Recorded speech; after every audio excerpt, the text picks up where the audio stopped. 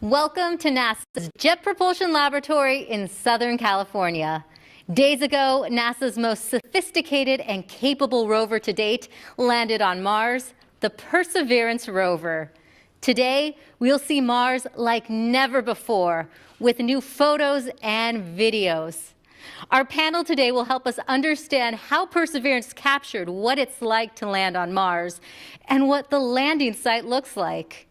I'm your host, Raquel Villanueva, and joining us is Matt Wallace, Perseverance Deputy Project Manager, Dave Gruhl, Perseverance Entry, Descent, and Landing Camera Suite Lead, Al Chen, Perseverance Entry, Descent, and Landing Lead, Justin Mackey, Perseverance Imaging Scientist and Instrument Operations Team Chief, Jessica Samuels, Perseverance Surface Mission Manager, Ken Williford, Perseverance Deputy Project Scientist, and to tell us what this all means for NASA and exploration, Thomas Zurbuchen, Associate Administrator for NASA's Science Mission Directorate. We will take questions during this briefing. If you're a member of the media on the phone lines, press *1 to be put in the queue. If you're on social media, use the hashtag #CountdownToMars. Now, to get us started is JPL Director Mike Watkins. Now, I will step aside for him to give his opening remarks.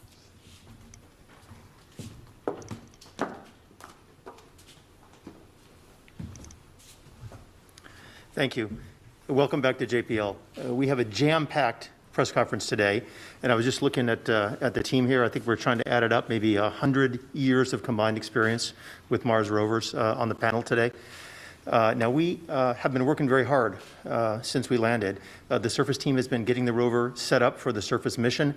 They've been working Mars time over the weekend, making fantastic progress, and you'll hear about that today. You'll also see some brand new images and videos that we acquired over the weekend, or downlinked over the weekend.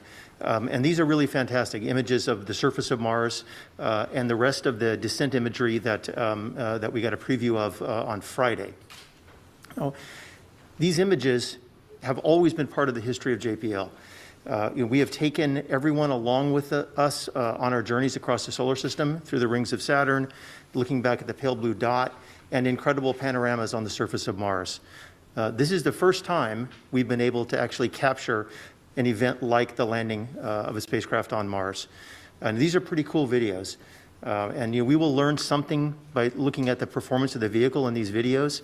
But a lot of it is also to bring you along on our journey, our touchdown to Mars, and of course, our surface mission as well.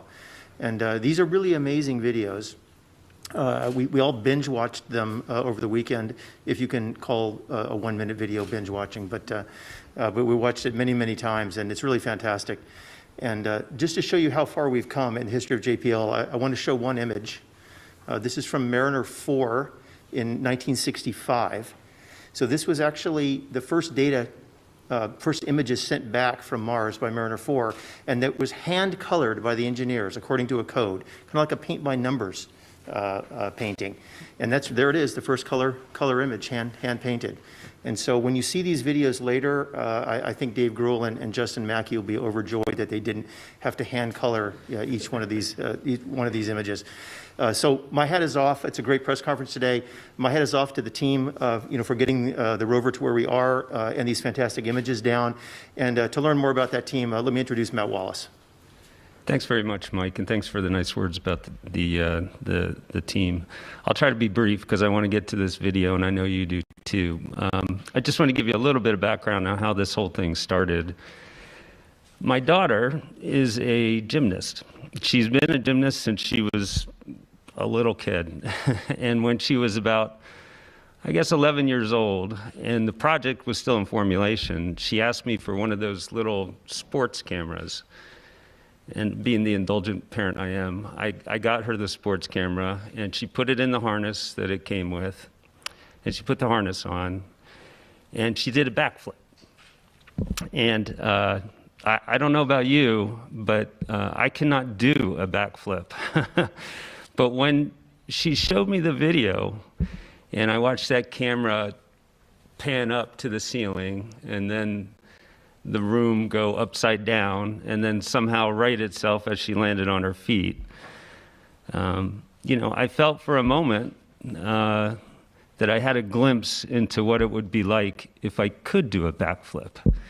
And that was the moment that inspired a phone call to my friend Dave Gruhl over here. And that's what led to this system, this entry, descent, and landing camera system. We call them the EDL cams that you're about to see the product of here just in a moment. Now, I don't know about you, but it is unlikely at this point in my career that I will pilot a spacecraft down to the surface of Mars. But when you see this imagery, I think you will feel like you are getting a glimpse into what it would be like to land successfully in Jezero crater with Perseverance. And so without any further delay, I'm going to turn it over to Dave, who'll describe the system, and we'll get to the video. Thanks. Great. Thanks, Matt. The idea of adding a ruggedized commercial off-the-shelf hardware onto a flagship spacecraft to do a nice-to-have function proved to be quite an interesting challenge that Matt handed over to us. Along the way, we encountered one, maybe two people who were a little bit skeptical of what we were trying to do. But thankfully, we had the full support of project leadership, all the individuals directly supporting the 2020 mission were super excited to help, and in the end, we were able to actually make it happen. Our EDL CAM team were guided by two requirements, if you will. The first one was that the entry, descent, and landing system, camera system, must do no harm to the flight vehicle. And that's especially important during EDL. This was our one critical requirement, and as you all saw last Thursday, that requirement was met. The second item is not so much of a requirement as it is a mantra, if you will. We get what we get, and we don't get upset. We wanted our EDL cam system to get onto the vehicle and return amazing imagery of the vehicle landing in Jezero crater on Mars. Like every other element on the Mars 2020 spacecraft, individuals worked really hard and went above and beyond to make sure that their piece of the spacecraft did what it was supposed to do and would be successful. But in the end, we knew that our entry, descent, and landing camera system, the mission could still be 100% successful if our camera system didn't work. And if we could even get just one image or one piece of information back during EDL, that we shouldn't get upset and we should be excited. So as you probably realize after last Friday's press conference, the EDL cam system successfully captured some amazing imagery of the vehicle's descent and landing on the surface of Mars. We collected a little over 30 gigabytes of information and over 23,000 images of the vehicle descending down to the surface of Mars. As a quick introduction, if I could have the first graphic, a reminder for some of you exactly what are the sensors that we included in the entry, descent, and landing camera system. There are 3 cameras that are located on the top of the vehicle on the back shell. Those cameras actually capture high rate, 75 frames a second imagery of the parachute inflating in the Martian atmosphere. Now, one of the cameras stopped operating coincident with the mortar fire when the parachute was deployed, and that's to be expected. It is a very high dynamic environment, but luckily the other 2 cameras continued to operate as expected and captured some amazing footage of the parachutes inflating in that Martian atmosphere. We put one camera on the bottom of the descent stage. That camera looked down on the rover as we lowered the rover on the bridles. The mobility system latched into position, and then the vehicle touched down onto the surface of Mars. We also installed 2 cameras onto the rover, one on the top of the vehicle looking up on the descent stage so the rover could actually see the descent stage, lower it down to the surface, and then ideally fly off into the distance after it had delivered Perseverance safely onto the surface. And then we also put a camera on the bottom of the rover, which actually looked down on the surface of Mars once the heat shield was dropped away and that camera continued to capture imagery until the vehicle touched down on the surface of Mars. And then we also put a microphone on the port side of the rover. Now, unfortunately, I do have to say that we did not collect any audio during EDL, but please stay tuned a little bit later in this press conference because we do have some exciting information about the EDL cam microphone. So now the reaction to the EDL cam videos has been absolutely amazing around JPL. And we are super excited to actually share with all of you video imagery of Perseverance landing on the surface of Mars. Please roll the video. Starting the straighten up and fly right maneuver, where the spacecraft will jettison the entry balance masses in preparation for parachute deploy and to roll over to give the radar a better look at the ground. Indicate chute deployed. The navigation has confirmed that the parachute has deployed, and we are seeing significant deceleration in the velocity. Our current velocity is 440 meters per second at an altitude of about 12 kilometers from the surface of Mars. Heat shield set. Perseverance is now slowed to subsonic speeds, and the heat shield has been separated. This allows both the radar and the cameras to get their first look at the surface. Current velocity is 145 meters per second at an altitude of about 9.5 kilometers above the surface.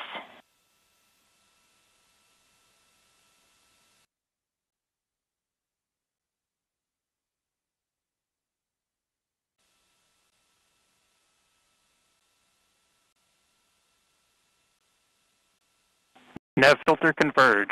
Solution 3.3 meters per second.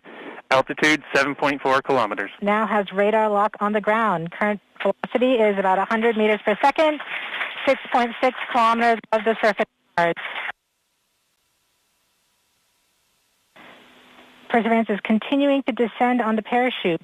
We are coming up on the initialization of terrain relative navigation and subsequently the priming of the landing engines. Our current velocity is about 90 meters per second at an altitude of 4.2 kilometers. OVS valid. We have confirmation that the lander vision system has produced a valid solution and part of terrain relative navigation. Priming. TBA is nominal. We have priming of the landing engines.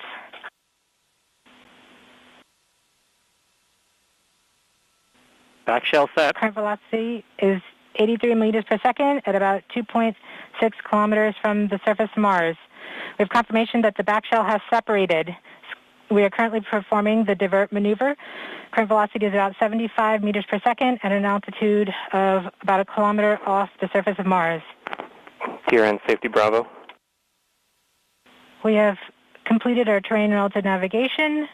Current speed is about 30 meters per second, altitude of about 300 meters off the surface of Mars. We have started our constant velocity accordion, which means we are conducting the sky crane, about to conduct the sky crane maneuver. The sky crane maneuver has started, about 20 meters off the surface.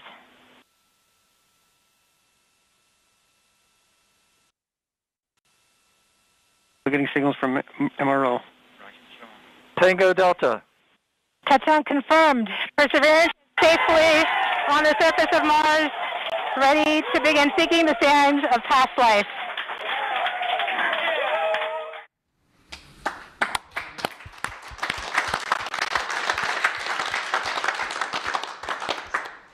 It gives me goosebumps every time I see it. Just amazing. I hope everybody kept their hands and arms inside the vehicle at all times while it was in motion. So I do need to say I wouldn't be sitting at this podium and you wouldn't have all seen that amazing imagery without a lot of support from an amazing team, both those who worked directly on the EDO CAM task as well as those who supported us across the project. I thank you for everything you've done to get us here today. Just an amazing accomplishment. So I'm going to turn it over to Al. Al is going to be our color analyst. Doesn't have a telestrator, but he's going to actually walk through some of those videos in even more detail and actually show you some just incredible things that you can actually see once you look at those videos over and over. I'm not sure the color commentator is supposed to have as many chills as I do right now and every time I see these videos. But I wanted to add my thanks to the to EL camera team. I mean, these videos and these images are the stuff of our dreams. It's been what we've been dreaming about for years. So thank you so much. Let's see. As Dave mentioned, we'll try to walk through what we see a little bit. We won't take that much time because we could spend literally all day looking at these videos, and some of us have spent all the weekend looking at these videos. But we'll just try to show you some highlights of what we've been seeing and invite you all to continue to look for more things as we kind of see new things every time we look at these videos. So let's start with the parachute uplook camera, and let me give you a quick warning to not blink because things go really fast here. You can see that you can get a sense really of how violent that parachute deploy and inflation are. The parachute is packed so densely that the pack is basically the same density as oak, and it's about 150 pounds. It gets launched out of the spacecraft with a mortar, which is basically a cannon, with a muzzle velocity of around 100 miles an hour. And the spacecraft itself was going about 1,000 miles an hour at this point, going about 1.75 times the speed of sound. So just in case you blink, let's show you that one more time. You can kind of see that in high speed and then or real time, and then we'll slow it down and take a look at the details. Okay, so let's try to walk through this a bit slower, this time at about a quarter speed, and we'll pause at times to point out things we see. So let's start that rolling. Okay, here you can see the pack getting pushed out of there. You can kind of see the pack right in the middle as it's being pushed, and the parachute lid, which is right on top of it, it's kind of that circle to the left of the pack, was on top of the pack. It was there to protect the parachute during entry. It's got some thermal protection system material on it to keep the parachute nice and cool and protected. And the pack is used to push that lid right off the vehicle, given that cannon force. You can also see some of the other things that have popped off of that lid, which is kind of expected given how violent this launch really is. So let's move on from here. So we keep going out here. You can see the pack reach what we call line stretch. So that's as far as it's going to go. It's where the parachute's going to start inflating. That's about 150 feet behind the spacecraft, and it got there in just under 1 second. So this pack is really moving. That's pretty much, as the parachute starts to come out, you can see the pack is rotated about 90 degrees. That's pretty common. We've seen that in some of our testing here on Earth at high altitude as well. So let's keep going and take a look at the inflation. So that inflation really looks textbook. It's nice and symmetric. The parachute opens in only about 7/10 of a second, again, really fast. There's no evidence of tangling of the lines, which is great. There's about 2 miles of lines in the parachute system. So the fact that we don't see any evidence of tangling or any kind of other misbehavior is great news. And I'm sure we'll be studying this video for many, many years and picking it apart frame by frame. And of course, we have a second camera on board as well that recorded this launch and inflation of the parachute. You might notice the pattern that's on the parachute here. Distinct patterns are useful in helping us determine the clocking or orientation of the parachute. Also, the contrasting sections can be useful in tracking different positions of the parachute, different portions of the parachute as it inflates. So it's especially useful when we have multiple cameras, as we do here, and are trying to track features in the parachute inflating. In addition to enabling incredible science, we hope our efforts and our engineering can inspire others. Sometimes we leave messages in our work for others to find for that purpose. So we invite you all to give it a shot and show your work. Let's move on to the Rover download camera and take a look at that in a little bit more detail. So if we start that up, you can see the heat shield falling away very nicely and symmetrically. Pausing here, we can take a look at what we see on the heat shield. First, we see the medley components on the heat shield. You can see the electronics box and the gold wires that lead to all the various sensors that measure the aerodynamics and heating during the entry portion of flight. We can also see some white flecks in different places, both on the heat shield and free flying, which are likely frost that accumulated on the heat shield. That heat shield is really, really cold during cruise, so it's not at all unexpected to see some of that frost appearing on the heat shield on the inside. You can also see something we didn't expect to see if you kind of look at the 4 o'clock position on the heat shield or so, towards the middle, somewhere between the middle and the edge. One of the springs that helped push the heat shield off seems to have come loose. It doesn't, it's not much of a big deal, but it's definitely not what we expected. If you look at the other 8 springs, they actually are where they're supposed to be, all around the edge of the heat shield. There's no danger to the spacecraft here, but it's something we didn't expect and something we wouldn't have seen if we didn't have the camera system to show us what was going on. So let's keep rolling here. We can see that the heat shield basically stays in the same orientation as it flies away from us. It'll come back into view in a little bit. But this is great. This is kind of what we expected in terms of the aerodynamics of that heat shield. It doesn't tumble or do something weird that was unexpected in flight. So that's very useful to have this video to show us that. So in the interest of time, let's skip ahead to about 15 seconds before backshell separation. So starting this video here, you can see that the spacecraft is rocking back and forth while hanging under the parachute. This rocking is less than it was earlier in flight, but pretty much what we expect. There, that white flash was backshell separation, and you can see us throttle up and begin our divert maneuver. You can see the vehicle's turned over, so we're actually beginning to fly east. And that's why you can see the delta over there. As it maneuvers eastward to the eventual landing site, it actually passes over, the field of view will pass over the landing site and then kind of overshoot it a little bit because it's got to stop that horizontal divert that we did. You can see everything's nice and smooth now that the engines are under control, that on-chute parachute rocking is gone. So here we are, slowing down and stopping, and we're coming straight down on our eventual landing site here. You can see that as we really begin to slow down here, you can see the engines as we get lower throttle up there and stop us here. And you can see it beginning to push all that dust around on the ground on the two sides. That shaking there is the rover deploying and the mobility during a sky crane.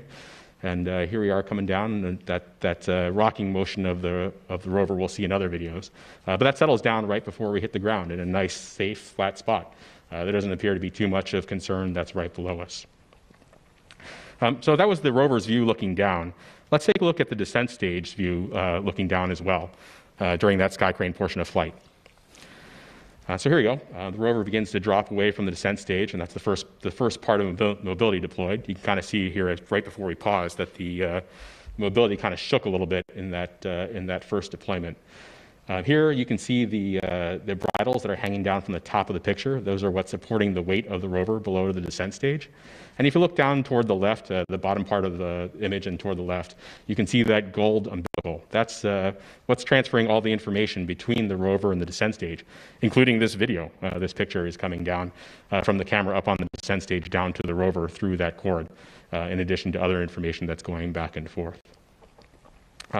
So as we keep going here, you can see the bogie deploy. That's on both sides of the mobility back. You see those wheels, the back two wheels on either side swing down.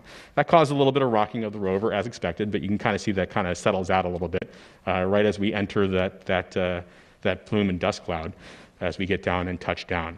And the video ends at touchdown, of course, because the camera that's taking this video is about to leave this area in a hurry on that descent stage after we cut it loose from the rover. So now let's take a look at the rover uplook camera. So now staring up at the descent stage from the rover.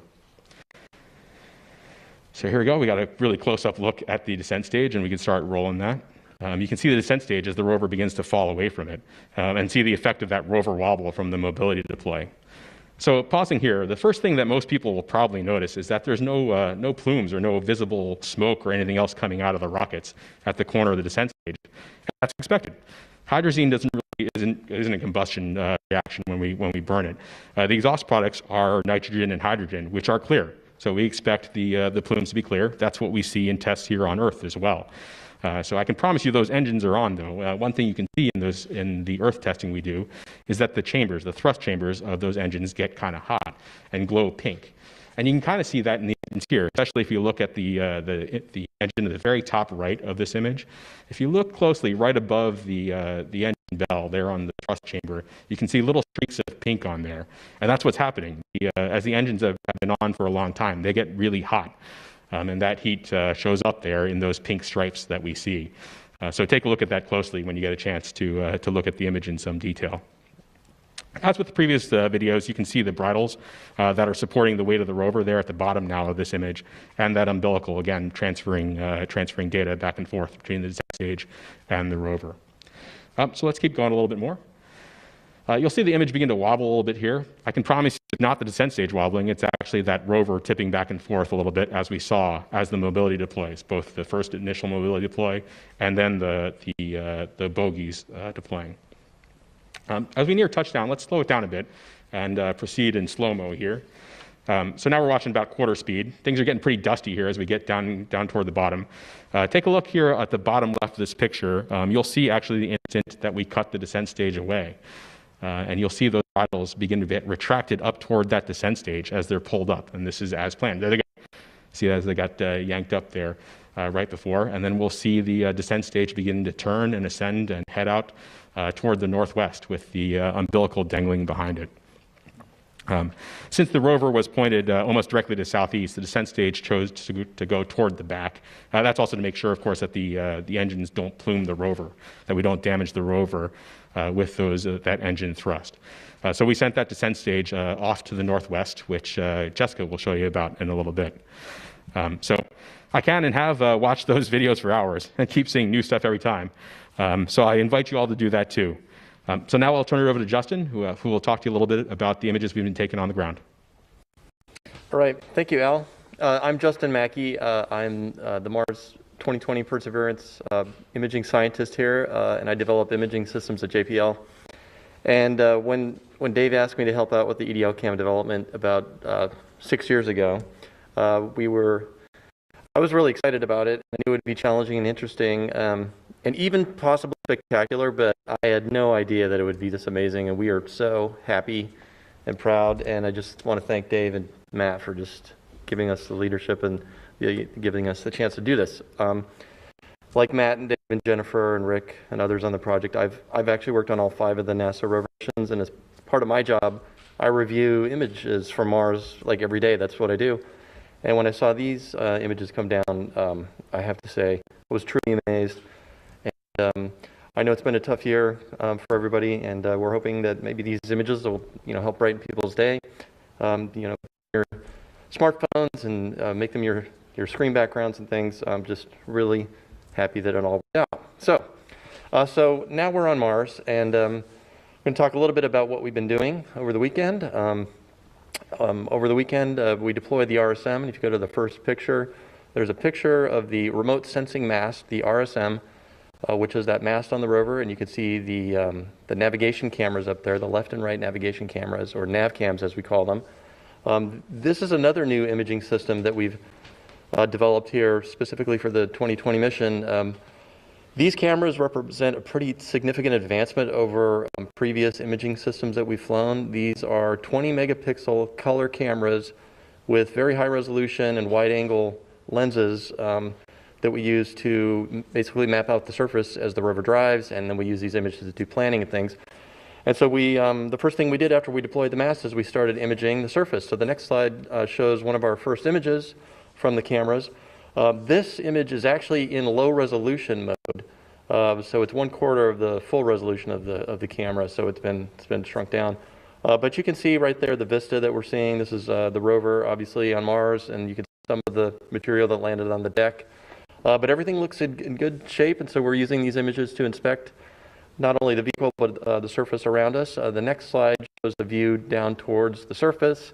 You can see the wheels there. This is the same surface you just saw in the EDL cam videos.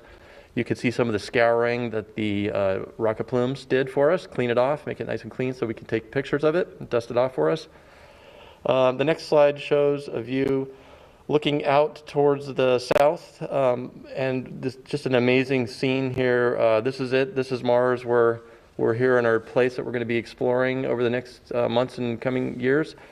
And it's just really exciting to see. These scenes look familiar to us. They look Earth-like in a sense. You see the mountains back there and the rocks and things. It's just, it really is the surface of an alien world, and we just arrived. You can also see some more scouring there over on the right. The next image looks over towards the west. You can see the delta out there on the horizon, and again, more scouring from the rocket plumes. And then we take all of these images and we stitch them together into panoramas, and so that the next frame shows the full panorama from the nav cam stitched together. We're still working out the calibration and things, so this is approximate color, but it just gives you a feel for the vista here that our new environment that we're going to explore, and we're hoping everyone will join us in seeing these images. Today we're going to be releasing a whole slew of raw images. It's been a fire hose of data, basically. We have thousands of images already from the EDL cameras, nav cams. You've seen the HAZ cams. And so we will be putting those out on the website today for people to download and process yourself, or just look at the great pictures, find your favorite picture, and make it your screen background. And then the last image that I just wanted to point out is the first image, one of the first images from the Mastcam Z camera. This is another next generation imaging system on the Rover. Jim Bell is the PI. I'm the deputy PI for this, working with our industry partners, MS Cubed, down in San Diego. This is just a fantastic imaging system. This is a preview of things to come. This system has a zoom lens on it. That's what the Z stands for. And we are going to get incredibly high resolution photos from this imaging system. I just wanted to point out a few things in this picture. On the far right, you can see those cables where they had been cut in the video that you just saw. So there's kind of a close-up of that. And then just in the middle, to the left of that black instrument, that's the Rover upload camera. That's the camera that actually took the video of the sky crane as we were coming down. And then in the bottom of the frame is the Mastcam Z calibration target set. There's two of them. There's the circular one with the shadow post, and then the color chips down the bottom. There's another cal target in the back. That's the SuperCam instrument with our partners from Los Alamos and in France. We're going to be commissioning SuperCam over the next few days. And then finally, just as a teaser, I'll point out that there is a little antenna there to the right on that box, the center right. That is the helicopter antenna. It's a helicopter base station location. And preview of things to come, we're excited about that as well. So with that, I'm going to turn it over to Jessica to talk about latest status. All right, thank you, Justin. I know you can attest firsthand to being in the control room and the excitement that everybody has been experiencing, seeing all these images from the surface. And as they come down, you know, we're immediately sharing them and everybody clapping and smiles all around. So, great camera suite. So I am happy to report that Perseverance is healthy and continuing with activities as we have been planning them over the first few sols on the surface. To date, which is really only just 3 sols of activities and one more, and coming up later this afternoon, we've executed 5,000 commands. So lots of instructions to the vehicle for her to perform, and having everything come back exactly how we've been wanting it to with respect to our health checkouts and our instrument checkouts. So things have been going well. A couple key highlights. So we have fired and released our launch lock restraints to allow mechanisms to be deployed. We saw the remote sensing mast, but one of those also being the high gain antenna. Now, this is important for the high gain antenna to be deployed because it increases our uplink rate to the rover, and so it will allow us to send a higher volume of instructions to Perseverance and allow her to perform more involved activities over the days to come. Additionally, with respect to our communication, we have established a strong communication link with all of our relay orbiters and our partners, the Mars Reconnaissance Orbiter, the MAVEN Orbiter, Trace Gas Observer, the TGO, and Odyssey spacecraft. And so we thank those teams and are happy to be able to use those assets to relay all of the information that all these beautiful images that we are looking at today. The remote sensing mast motion checks were nominal and as expected. And all of our instruments have gone through their initial checkouts, and we're happy to report that they are all performing nominally and as expected. Now, when I say nominal, it really means fantastic, because we can't wait to continue to use this payload suite. Our backup computer was turned on yesterday, and that was in preparation for our upcoming flight software transition, which we will be performing over the next few days. And the Ingenuity helicopter has also been checked out, and we have performed a battery charging event, which we will continue to perform over the weeks to come in preparation for that aspect of the mission. But looking ahead, we are excited to be on our surface flight software. It is a much more surface capable, a lot more capabilities for the surface mission as part of this flight software load. It will take us a few days to transition, but once we're on that load, it will allow us to do further in-depth checkouts of the instrument, as well as deploy the robotic arm and exercise some of the turret items that you see in this image. So you can see that we have our coring drill in the center, our pixel and Sherlock instruments mounted to the side, and that black tank is to support the gas dust removal tool, which will remove dust from the surfaces that we will be inspecting later. So coming up here, the wheels, if you noticed in the image now, are off to the side. We will be performing a wiggle. We'll straighten those up. We'll do a short drive. And as I mentioned, deploy the robotic arm, and then continue with further in-depth checkouts. So we are very excited to be happily on the surface and exercising our system and looking forward to what's ahead. So going back to our partnership with the larger Mars spacecraft and science teams and community, we're really excited that the MRO spacecraft, Mars Reconnaissance Orbiter, and the HiRISE team was able to find our hardware on the surface of Mars. And so if you see in this image, if the next pop-up, you can see that we have the descent stage, the parachute, and the heat shield all here in this image. With a few stats here, the descent stage is about 700 meters away from where Perseverance is on the surface. Parachute is about 1.2 kilometers, and the heat shield about 1.5 kilometers. And so it's very exciting that we can see all these different components now that we've landed on the surface. And as a special treat, the HiRISE image was able to actually acquire the entry, descent, and landing event from their perspective, and we can never have enough images of this activity, and so this is a fantastic view. But I'm going to send it back to Dave here. He, as part of this suite, we have one more surprise, or one more gift, I'll say, that we've been able to receive from this package. Over to you, Dave.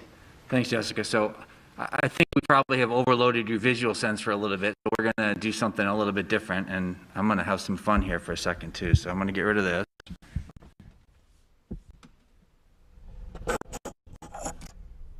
And I'm going to talk to you now with this. This is the microphone that was part of the EDO camera system.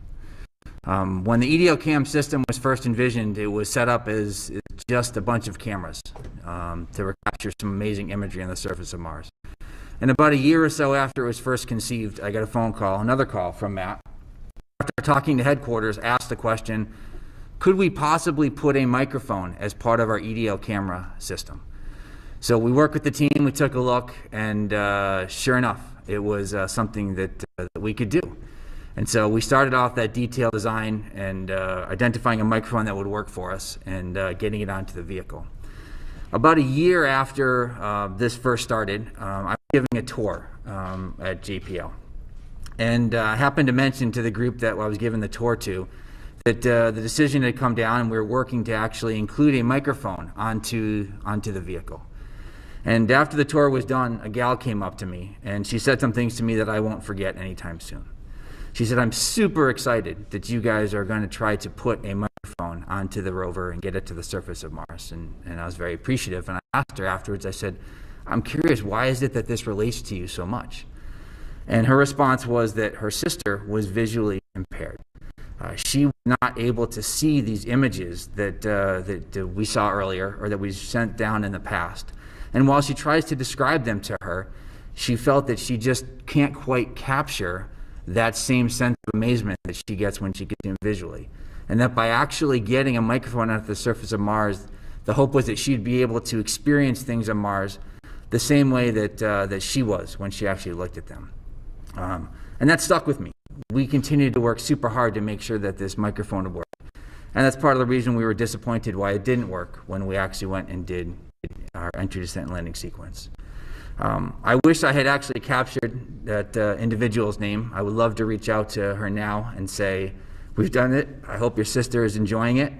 Because what I'm going to show you in a second, or what you're going to hear in a second, is actually the first sounds being recorded from the surface of Mars. So there are 2 microphones on the Perseverance vehicle.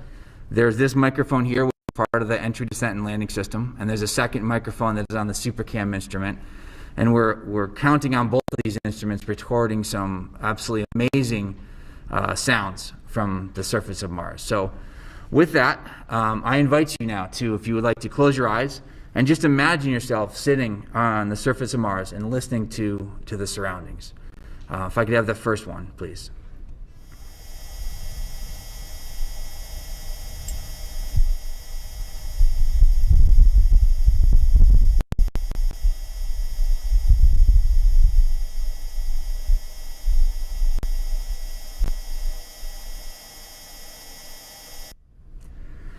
So that gentle whirl that happens in the background, that is a noise made by the rover.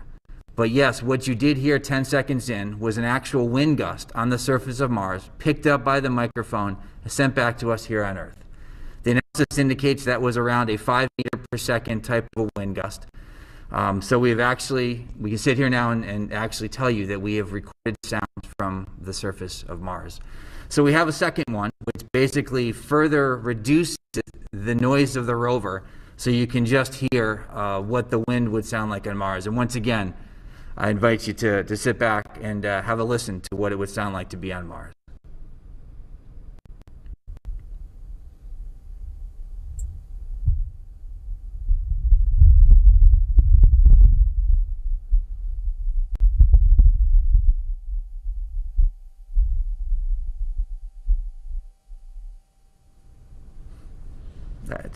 It's cool. It's really neat, overwhelming, if you will. I can't remember what I was going to go and say next. So we're looking forward to doing some amazing things with the microphones going forward. We need to work with the ops team. There's some great science that they're looking to do. We're hopeful that we continue to use these microphones, both the SuperCam microphone and the EDL cam microphone, to capture sounds, perhaps the rocks interacting with the surface. SuperCam is going to use theirs to get some great data of them zapping rocks. So as you've heard and will continue to hear, we're just beginning to do amazing things on the surface of Mars. And now Ken is going to talk to you a little bit about the science that we've done to date and what they're looking forward to doing as we continue to move forward. Thanks, Dave. And I'll start by just taking this opportunity to say to Matt, Dave, Al, and everybody else on this fantastic team, thank you for the ride of a lifetime. That is just incredible, what we've seen today, and what I'm sure we'll continue to see as the mission unfolds. So with all the focus on these spectacular videos and audio, we wanted to make sure to remind you that there's plenty of science going on already, with hundreds of team members poring over every new image. So if we can get the first of those images, as you'll see in this NavCam frame, we start with what may seem like very basic observations: light rocks, dark rocks, holy rocks. That's holy with an E. We use these very generic terms at this early stage until we have more data that allow us to test our hypotheses and make more confident interpretations.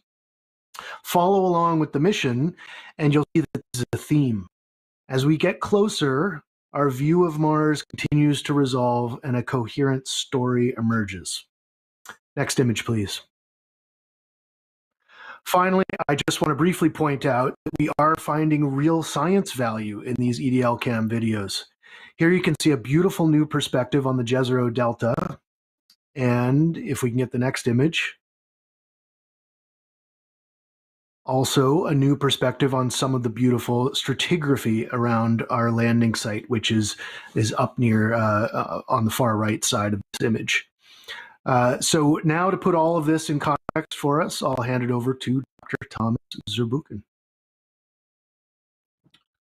Well, what we've seen here today is really nothing short of amazing. You know, and perhaps you've had moments like this before. Some of you have told me that I was too young to remember, but they had a moment like that, for example, when they observed the first landing on the moon. They had moments like that where it felt that we took a big leap, not just in this case because of at JPL or at NASA, but a big leap as humanity.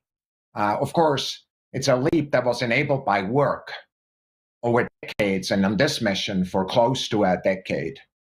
So what's possible today, or what feels possible, is different even than yesterday. It's how it feels to make history, and that's how I feel today. I'm so moved by this. Wow. The video of Perseverance descent and landing, and the amazing panorama, and the first wide landscape shot of Jezero Crater seen with human eyes, and the first Martian sounds are the closest you can get to landing on Mars without putting on a pressure suit. That video, I believe, should become mandatory viewing for young people who not only want to explore other worlds and build spacecraft to take them there, but also want to be part of diverse teams achieving all the audacious goals of our future. At the center of that is a team, and I'll ask for the next image. You should know, I met this team. I see me there in a dark suit next to Dr. Laurie Glaze, the Planetary Division Director, and Al, he just talked to you, is on his knee in there, and he entered the Ascent and Landing team, and we met him just hours before that historic landing. And I love this picture because, of course, the event today demonstrates that the human aspect of exploration. And that is, of course, every reason for what we can do at NASA, and also why we do things. The video and audio images here provided to us are from the surface of Mars, and sometimes we forget as we look at that. Well, Rover shouldn't get all the fun. We want to make sure that all of us on Earth see and feel what it's like to be on Mars and explore other worlds. I'm so excited for the more than 1 million students who joined the Mars Student Challenge, and the many more across the world who will be inspired by these images released today and even yesterday. Their journey is also just the beginning. Just imagine Perseverance sitting on a hill, recording the next Martian landing with a cargo that is basically a rocket, and then the first from another world with samples bound for Earth that are collected by Perseverance now in the near future. Imagine follow the entry, descent, and landing of the first human crew on the planetary surface sometimes in the future. These future historic events, which I'm confident will happen, will be enabled by women and men working in diverse teams. Imagine the goals we can achieve together. So what is possible? Sometimes to address that question, it's good to look back and think where we've come from, just like my friend Mike did earlier. We've been on a journey, both as a human race for quite a while now, and I don't want to show this next image of Sojourner, of the Pathfinder mission, which was designed for 7 sols or Martian days or so, maybe 30, ultimately lasted for 85 Earth days in 1997. I remember that really distinctly. A true Pathfinder indeed, that weighed 23 pounds, and returned a surprising amount of data back to Earth, and a surprising amount of science for many scientists, I must say. Some people didn't expect quite that much, and that's what happens sometimes too when you innovate, just like we've seen here. We've grown from that seed. Now Perseverance is the size of a small car, and it's ready for us for the next shine leaps. And here's a picture that we're putting up that is one of the many pictures that we're releasing.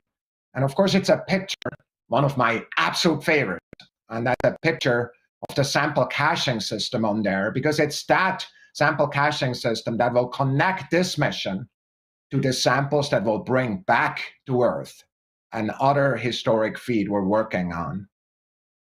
This system is on the surface of Mars now. I remember distinctly looking at it before we packed it up from JPL and moved it over. Then, of course, launched it from the top of a rocket. This, my friends, is one of the indelible moments in NASA's history where what we can see and what we can learn and what we can hope for in the future and the extraordinary emotions that makes it feel all of us coming together. That human element will fuel our future at Mars, which is bright indeed.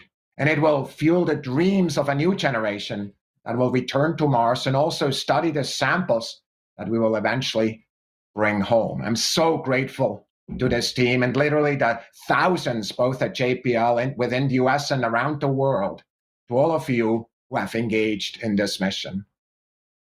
As has been noted, the raw image pipeline is opening up. Please go take a look at these data and play with them, especially those of you, the children and the youth that have signed up to our educational campaign. What can you find in these pictures? And who's going to compose the first piece of music with actual Mars sound? Mike, Matt, Jennifer, Al, many of you leaders, could not be more proud of both you and your team. On behalf of our entire NASA leadership team, a heartfelt and a proud thanks to you. For the record, Matt, I'm so glad for your idea about these cameras. We will learn a lot from that, much more than we ever expected. And of course, this is just a start. For the surface team, the real work starts now to evaluate the surrounding and start a plan and our trajectory across Jezero Crater. It's a big team and there are lots of discussions, but that's science in action. Stay with us. There is much more amazement to come. Back to you, Raquel. Thank you, Thomas. And we'll now move on to your questions. Remember, if you are a member of the media on the phone line, you can press *1 to get into the queue. If you're on social media, you can tag questions with the hashtag Countdown to Mars. Now, starting on the phone line is Bill Harwood from CBS News. Yeah, hi.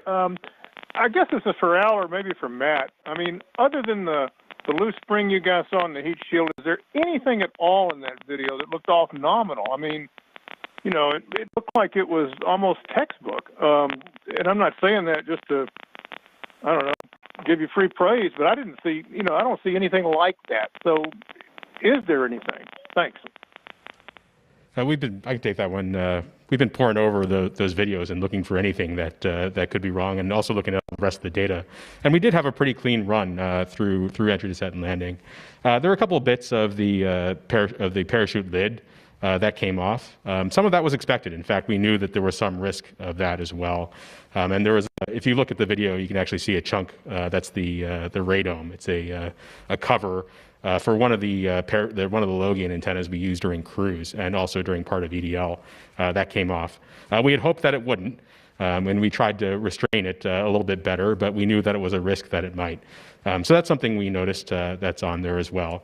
There's a couple other little things that we've been taking a look at, but I think you're in general right that the entry, descent, and landing system behaved as expected, and it did what it had to do. Especially given, and a big shout out to the terrain relative navigation system, which put us down in the safest spot that was available to us. The places that we had to choose from weren't great if we didn't have something like terrain relative navigation. So yeah, the landing system worked great. Great, thanks, Al. And up next, we have Marcia Dunn from the Associated Press. Yes, hi. Wonderful video. I'm just wondering, did the JPL team get to see snippets coming down of the video, and then, or did you have to wait until this 1 minute video was put together? What was the reaction when you first saw the video and laid eyes on it? And for David, why do you think the mic didn't work during descent? Thank you. I can say a couple words about the first part. I had trouble leaving this mission support area this week just because I kept waiting for every little bit of information to come back from, particularly from these cameras, but from the vehicle in general.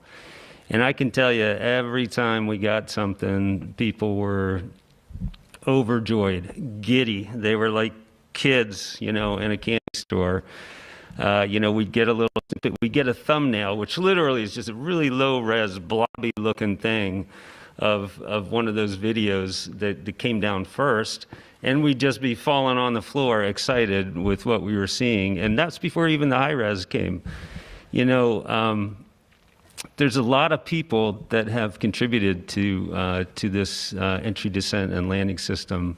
Our chief engineer, Adam Stelzner, happens to be here in the studio. He was kind of the father of the sky crane system. This started 15 years ago for him. He and his team have never seen this system operate before, not even on the Earth, because we can't test it on the Earth. So this is the first time we've had a chance as engineers to actually see what we designed. And I just can't, it's hard for me to express just how emotional it was and how exciting it was for everybody as we got this information down. I'll turn it over to Dave to say a couple words. Hey Dave, before you say that, can I just chime in on the first image? This is Justin. I will say, when we get these first images from any of these imaging systems, the test images never look as good as the real thing. It's not even close. In fact, it's very hard to simulate a lot of these things, especially these, sky cranes and things. And so the images that we normally see during test programs are, there's always like a ladder in the background, or the lighting's never quite right, or there's a car. In the case of the EDL cams, we have these big targets out in parking lots, and we were dodging cars to try to do our tests and things. And so that moment that you get these images from Mars, it's just kind of an electric feeling where it just all just snaps into place, and you get these pictures that are just like perfectly, they're pictures of Mars that you can never simulate here on Earth. And I think that we all experience that, especially after we go through months and months of testing, and the images don't really look that great. And people get skeptical, like, are these cameras really that great? Because that looks like a garage or something. So it's just amazing to get these pictures, and I think we all feel that way, because we're all seeing pictures of insides of labs and everything, and they're never that great. But it's amazing to get these photos from Mars. Okay. Yeah, I'll give you my take. So Thursday evening and Friday, when the data started to come down and we kind of realized what we had, I was sitting at home, and my phone started to go off, and I was getting FaceTimes from people who were in the MSA. And what was happening was that they were starting to show them on the monitors that we have hanging on the wall. And people were turning their phones around and saying, Grul, you got to see this reaction. And people were just jumping up and down and giddy and ecstatic. And it was a great feeling. I mean, from where I was sitting, I not only was excited to see these videos and what we had captured, it was also the fact that a lot of people had put in a lot of effort in to make this system work. And to actually reward that effort and to pay it back and get this excitement going, it made me super happy. I was glad to see that all the hard work, all the dedication had come in, and that everyone was just excited about not only what we had captured, but also what this mission could do going forward. So, it was a great feeling. It was a feeling I won't forget for quite some time. And then regarding the question about the microphone, we started to look at it. What we think happened is that there was a communication error between the device that is responsible for digitizing the analog signals that the microphone picked up and then passing them back to the computer that actually stores all the data. We're not exactly sure why it happened. It could have been a fact that it was just so much data streaming into the system. We tested it, but obviously everything's a little bit different on Mars than we actually have here on the ground. So we were pretty quickly able to determine we didn't think there was a hardware issue with the microphone, which is why we were able to approach the project and get their concurrence to try to turn the microphone on, then on that SOL2 boundary. It's just unfortunate that error happened during the EDL, and we just weren't able to record any of the data that we generated during the sequence. All right, thanks. And up next, we have Chris Davenport from the Washington Post. Hi, thanks for taking the time and for showing this. I really appreciate it. I wonder if you could talk a little bit about the cameras that were used to record the video. I understand they were specially designed, maybe by a commercial company called FLIR Systems. Just curious to know, like, what goes into, designing a camera to sustain the Gs, the blast of the thrusters, everything that it's got to go through to capture that images. Thanks. Okay, so the cameras were originally purchased from a company called Point Grey, which was then bought out by FLIR. And I can tell you that the modifications we made to the camera were minimal. This was not a camera specifically designed for use on Mars. You can purchase the same camera off the internet for whatever applications you might have for it. The only things we did is we actually added some bonding material on the inside to try to make sure that in the dynamic environment of launch and then that mortar fire event that I talked about, that the camera would continue to operate. And then we had to swap out a couple pieces on the inside because in the vacuum of space, they had the ability to outgas material. And if that material deposited itself on the detector, then we wouldn't get the clear images that we actually got. But other than that, it was not specially designed for use for this application. It is a commercial off-the-shelf camera. Thank you. And up next, we have Michael Sheets from CNBC. Hi, Al. Congratulations again on capturing stunning footage of this landing. I'm curious on two aspects. I mean, one, Adam Seltzer, you guys had said that in 15 years since he really engineered the sky crane, he never actually seen it in operation. I'm curious what Adam thinks about seeing this work on a planet, and secondarily, how this informs and how being able to actually see the landing informs future missions, even as NASA looks to one day land astronauts. What does this really teach you about trying to get people on the surface of Mars? Let's see. Adam's not up here, but I can channel him for just a moment, perhaps, and tell you that this is a thrill of a lifetime. I think not just for Adam, but all the people that contributed to this architecture development. Back on Curiosity, I remember when we first briefed this system, with the supersonic parachutes and the, multi-body systems, and we're going to lower this thing on a tether, and people just looked at us like we were insane. And Adam and his team, of which Al was part, they kept at it, and they explained why it made sense. They explained why it was robust. They explained why it would work. It was not easy to build, I will tell you that, as the flight system manager on Curiosity. But once you build it and once you test it, it's something that really is designed inherently to interact with the uncertainties that Mars throws at you. And so I think being able to see his system operate like this, in high definition, landing at Jezero, it doesn't get too much better than that, I don't think. So I'm going to throw it to Al. He can maybe say a few words about the types of technologies and information that we have on the technologies on the system and information we got getting back from EDL and will be getting back as part of our reconstruction activity that feed into the future. Yeah, I think we can talk about a lot of things. But as Matt mentioned, as a fresh-faced kid, when the sky crane was invented, and I was in that room, and it's amazing to see it finally in action. Even though we knew it worked once, we didn't know for sure it was going to work again, and then for it to work again, and then for us to see it is incredible. And just starting with the sky crane there, you can see some things that I think are going to be useful to the future. One thing that's, of course, of a lot of interest, especially as we start landing bigger things, is the plume ground interaction. The interaction between those rockets and what they're doing to the ground and how they kick things around. And we've got great video of that here this time, both from the Rover download camera and the descent stage download camera. We can see how those, how they create those scours and stuff gets pushed together and creates a sheet underneath the rover. We can see that all occurring. So that's super useful. The parachute stuff too. One thing we didn't show necessarily here is that the parachute upload cameras, the two that we got, are at 75 frames per second. So we can see that inflation that only occurs in 0.7 seconds, in less than a second, and see that snap open and look at all the details of how it unfolds and how it's symmetrically inflated. And all those things are very useful for future missions, both whether they're landing more things and people or stuff and then people. SRL, other missions are going to use, future missions like the sample retrieval missions, are likely going to use things like parachutes and rockets, of course. So we're very interested in seeing how those cameras and what we see in those camera images can teach us about how those systems are actually performing and make our systems more robust in the future. Thanks, Alan. Matt. Up next, we have Ken Chang from the New York Times.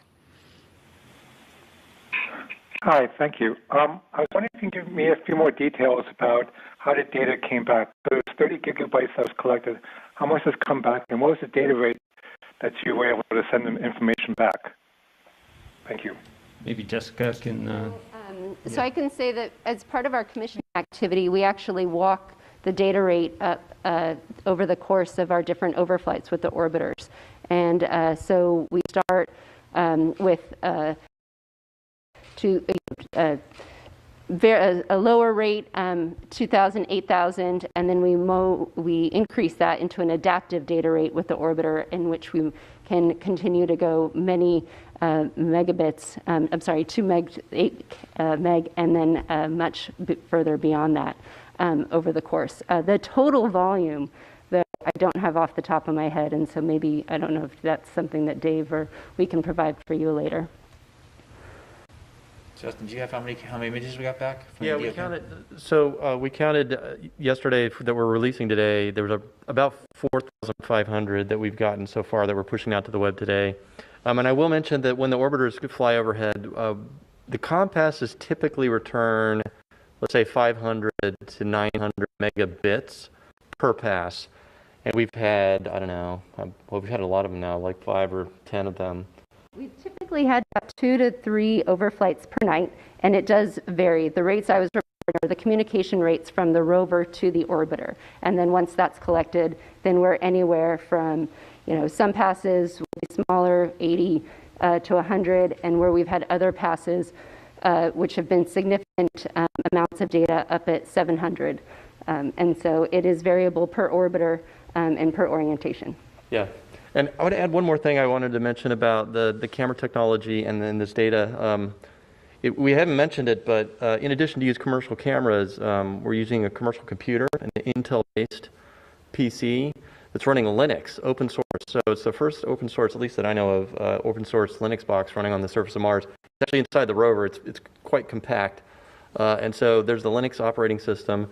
And we compress the video using FFmpeg, which is another open source tool. So thank you to the open source community for allowing us to use your amazing software. Appreciate it. I just very briefly, I just want to note, as Jessica said, you saw some of the terrific imagery from the Mars Reconnaissance Orbiter. We've been getting fantastic support from the orbiter community, not just MRO for both that imagery and the comms, but also from MAVEN, which is a Goddard spacecraft, from Odyssey, one of our older orbiters, and for the ESA European Trace Gas Orbiter as well. Some of the biggest data volume passes we've had brought back a lot of this imagery, came from our partners in Europe, and so thank you all to them. Great, and up next on the phone lines is Mike Wall from space.com. Thank you all for doing this, and yeah, it's really amazing video. Thanks for sharing it. Just a question for Dave. What do you anticipate doing maybe with the EDL mic now that it's up and running? Do you see it having any kind of diagnostic uses during the deployments of the robotic arm and sort of like the instrument checkouts and so forth? What do you see it doing aside from recording Martian wind and the sound of the dirt under the wheels and so on? Thank you. Yes, we've had a lot of discussion about how we might be able to use both the EDL cam microphone and the super cam microphone to do those type of diagnostic stuff. I mean, the ops team right now, I don't want to speak for Jessica, but they're focused on getting the system deployed, and capturing noise of that is definitely not the first priority. They need to focus on getting this vehicle ready to perform some amazing science. But that doesn't mean in the future we could not sit down and discuss the possibility of capturing audio files of an actuator as it actually spins on the surface of Mars.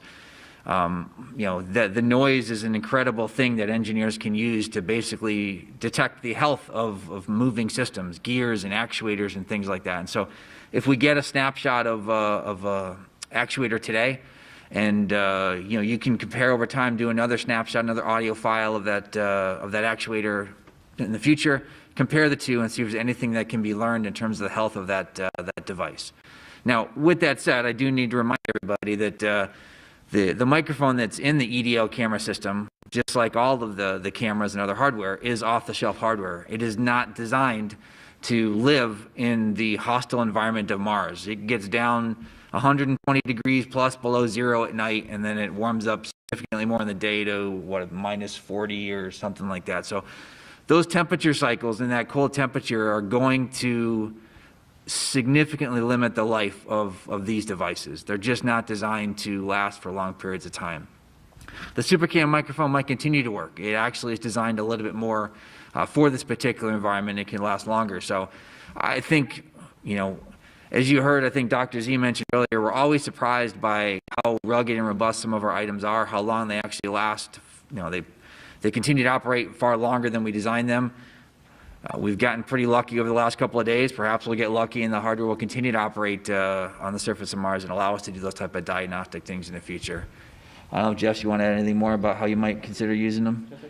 Well, I can say that application was one of the things that we had projected and tested and wanted to make sure that even though this was a capability that was part of the cruise and entry descent and landing software package that we're operating right now, we've also carried that capability forward into our surface software. And so assuming the hardware is good, we're open and ready to use it. Yeah, and I will mention to the question, we actually have gotten requests from instrument teams wanting to turn on the microphone to observe their instrument functioning. Moxie is one of the instruments. It's going to be generating oxygen, has compressors and scroll pumps and things. And they actually want us to use the microphones to do diagnostic acoustic measurements. So I actually think that this might become something that all rovers might want, because everybody knows that when you hear something squeaking, it's diagnostic. Maybe you need to check it out, and it tells you a little bit about how it works. And so we will find out how these get used. It's actually kind of exciting, and we're getting requests from the teams. So we're working to put those into the plan. Well, I'll just say I hope it does survive long enough so that we can hear those wheels crunch over the surface of the planet, because I think we would hear it. And I think it'd be great to hear that big rotary percussive jackhammer drill taking that first sample of a rock on Mars as well. I think we'd hear that also. So I'm hopeful that our little microphone will hang in there for some of those events. Great. And up next is Lisa Grossman from Science News. Hi, thanks for taking my question. The video is amazing, and a lot of it looks a lot like the animations that you've shown before the landing to kind of advertise this. Excuse me. Going forward, how will you distinguish the video that is the real video from the animations to kind of make it clear to people what they're looking at and keep them from getting confused or not be fuel for conspiracy theorists saying we haven't actually done this? I guess I could try to take that one. I mean, I think we should label very clearly which ones are from Mars and not. I think it's clear to a lot of us, but I think you're right, given the way that the animation's been pretty good. You get a sense for how that could be confusing. I think we should label them going forward. Now that we have this kind of video, we should be clear about what's real. What a great problem to have. Exactly. I mean, it's an amazing problem to have. Justin, do you have anything, any thoughts there? Yeah, I can attest to it's real. It's actually real. I know, because I know the data very well. It's stunning and it's real. And that was our thought too when we first saw it. We're like, wow, this looks like doesn't look real, but it is, and that's what's so amazing about it. And I know I've seen some of the video games are getting pretty good. If second glance you look at a sports game and it looks like it's real, but it's fake. But this is actually real stuff, and that's why it's so exciting. And I actually just want to say, for those of you that want to go watch the videos, personally I like watching like quarter speed or even slower, because there's so much detail in there that anyone who's done animations knows that would take a lot of time to do. And it all happens so quickly, and the camera cut everything, and so that's how we know it's real, because we know so much about these systems. But there's just so much detail that's one way that you could look at. But yeah, there's one other thing I forgot too. I remember early on MSL, when they started coming up with the animation for Curiosity's landing, we had a discussion about the plumes actually coming out of the descent stage, and the fact that they were clear and that you wouldn't see them in real life, like you don't see them in the Rover upload camera. But we thought that it would be that people would be expecting to see them in the animation, so they took some artistic license in putting them there. So here I can tell you now that hopefully our future animations will show the right thing and show the clear plumes like you see in the real video. Yeah, and the same comment for the exquisite detail on the Rover, if you actually look at every cal target's in place, every little twist, every tie, cable tie, they're all there. In the animations, you usually don't have that. When you get down to that level of detail, at least now, you typically don't, because a lot of the things happen kind of last minute, and as the rover's getting built and people slap things on and they're not in the drawing, so the animators don't pick it up. And that's another thing that's amazing about this video. Every single detail is in there, so encourage people to look at it. It's fun. Yeah. Thanks, Justin. It really is some beautiful detail. Now we have a social media question to take. Jerome on Twitter asks, on some pictures we can see dirt and small rocks inside the real wheel rim. Was this expected, and will it become an issue if more dust and sand is picked up along the way? Yep, I can speak to that. So it's not uncommon for us to have rocks and dirt inside the wheels, either from the landing event or as we're driving across the surface. You'll also notice on the deck, we also experienced some of that debris coming down on top of the rover. And we design our mechanisms for these conditions, so we don't expect any issue with the material from the landing event or as we continue to rove across the surface. Thanks, Jessica. And right now we have a call from Eric Berger on ARS Technica. Yes, hi. Thank you very much for doing this. Congratulations on such a stunning array of photos and videos. Al Chen mentioned the dust earlier, and it was striking as the spacecraft got close to the surface how much was kicked up. Obviously, it's a 1-ton rover. It's pretty sizable, but when you're talking about human missions, it's much larger. And so, what does being able to see this dust tell us about the challenge of landing future kind of much larger spacecraft on Mars? Is that something that you're going to have to account for? And if, is it going to be a really significant issue to deal with? Thank you. Yeah, I think I can take that one. I mean, I think, as most people know, right there, as far as I'm aware, there are no landing pads on Mars or barges that we can land on, prepared places. So we're going to have to deal with, especially if we're going to use propulsion, we're going to have to deal with this plume ground interaction. And it's really difficult. It's difficult to get right, to get the modeling right, to get to understand it, or even to do a real test that shows a good impression of what you're going to come down on, especially when you don't know exactly where you're going and what the terrain is like and what the ground properties are where you're coming down. So I do think this is a big challenge for us going forward. And that's why collecting this information here is useful. We can certainly begin to see how it actually behaved in real life and see how things began to move and what those scours are like. And then we have a vehicle that'll tell us what the ground that we happened to land on was like. And we know how we were commanding those engines and where they were pointed. So we have a rich treasure trove here of data that we can use to kind of get at that kind of challenge. Because I do think it's a big one, especially as we start to land heavier and heavier things with bigger and bigger engines. And up next on the phone lines is Joey Roulette from The Verge. Hey, thanks for doing this. Earlier it was mentioned that scientists are already pouring through the thousands and thousands of images, and I was just wondering what about the surface or the rocks that you guys have seen so far from these images are standing out, and kind of what has been interesting from a scientific perspective. Thanks. Ken, Ken's there? Yeah. Okay, Ken. Sure. So you can go online and see that image that was put up during my little bit there. But we're noticing basically the different colors that we see and textures and tones. And so one thing that's striking to me, standing out to me and some of us, is that a lot of the rocks that are labeled as light rocks seem to have a rough texture, whereas some of the darker rocks further afield that are higher standing, more like large boulders, seem to be smoother.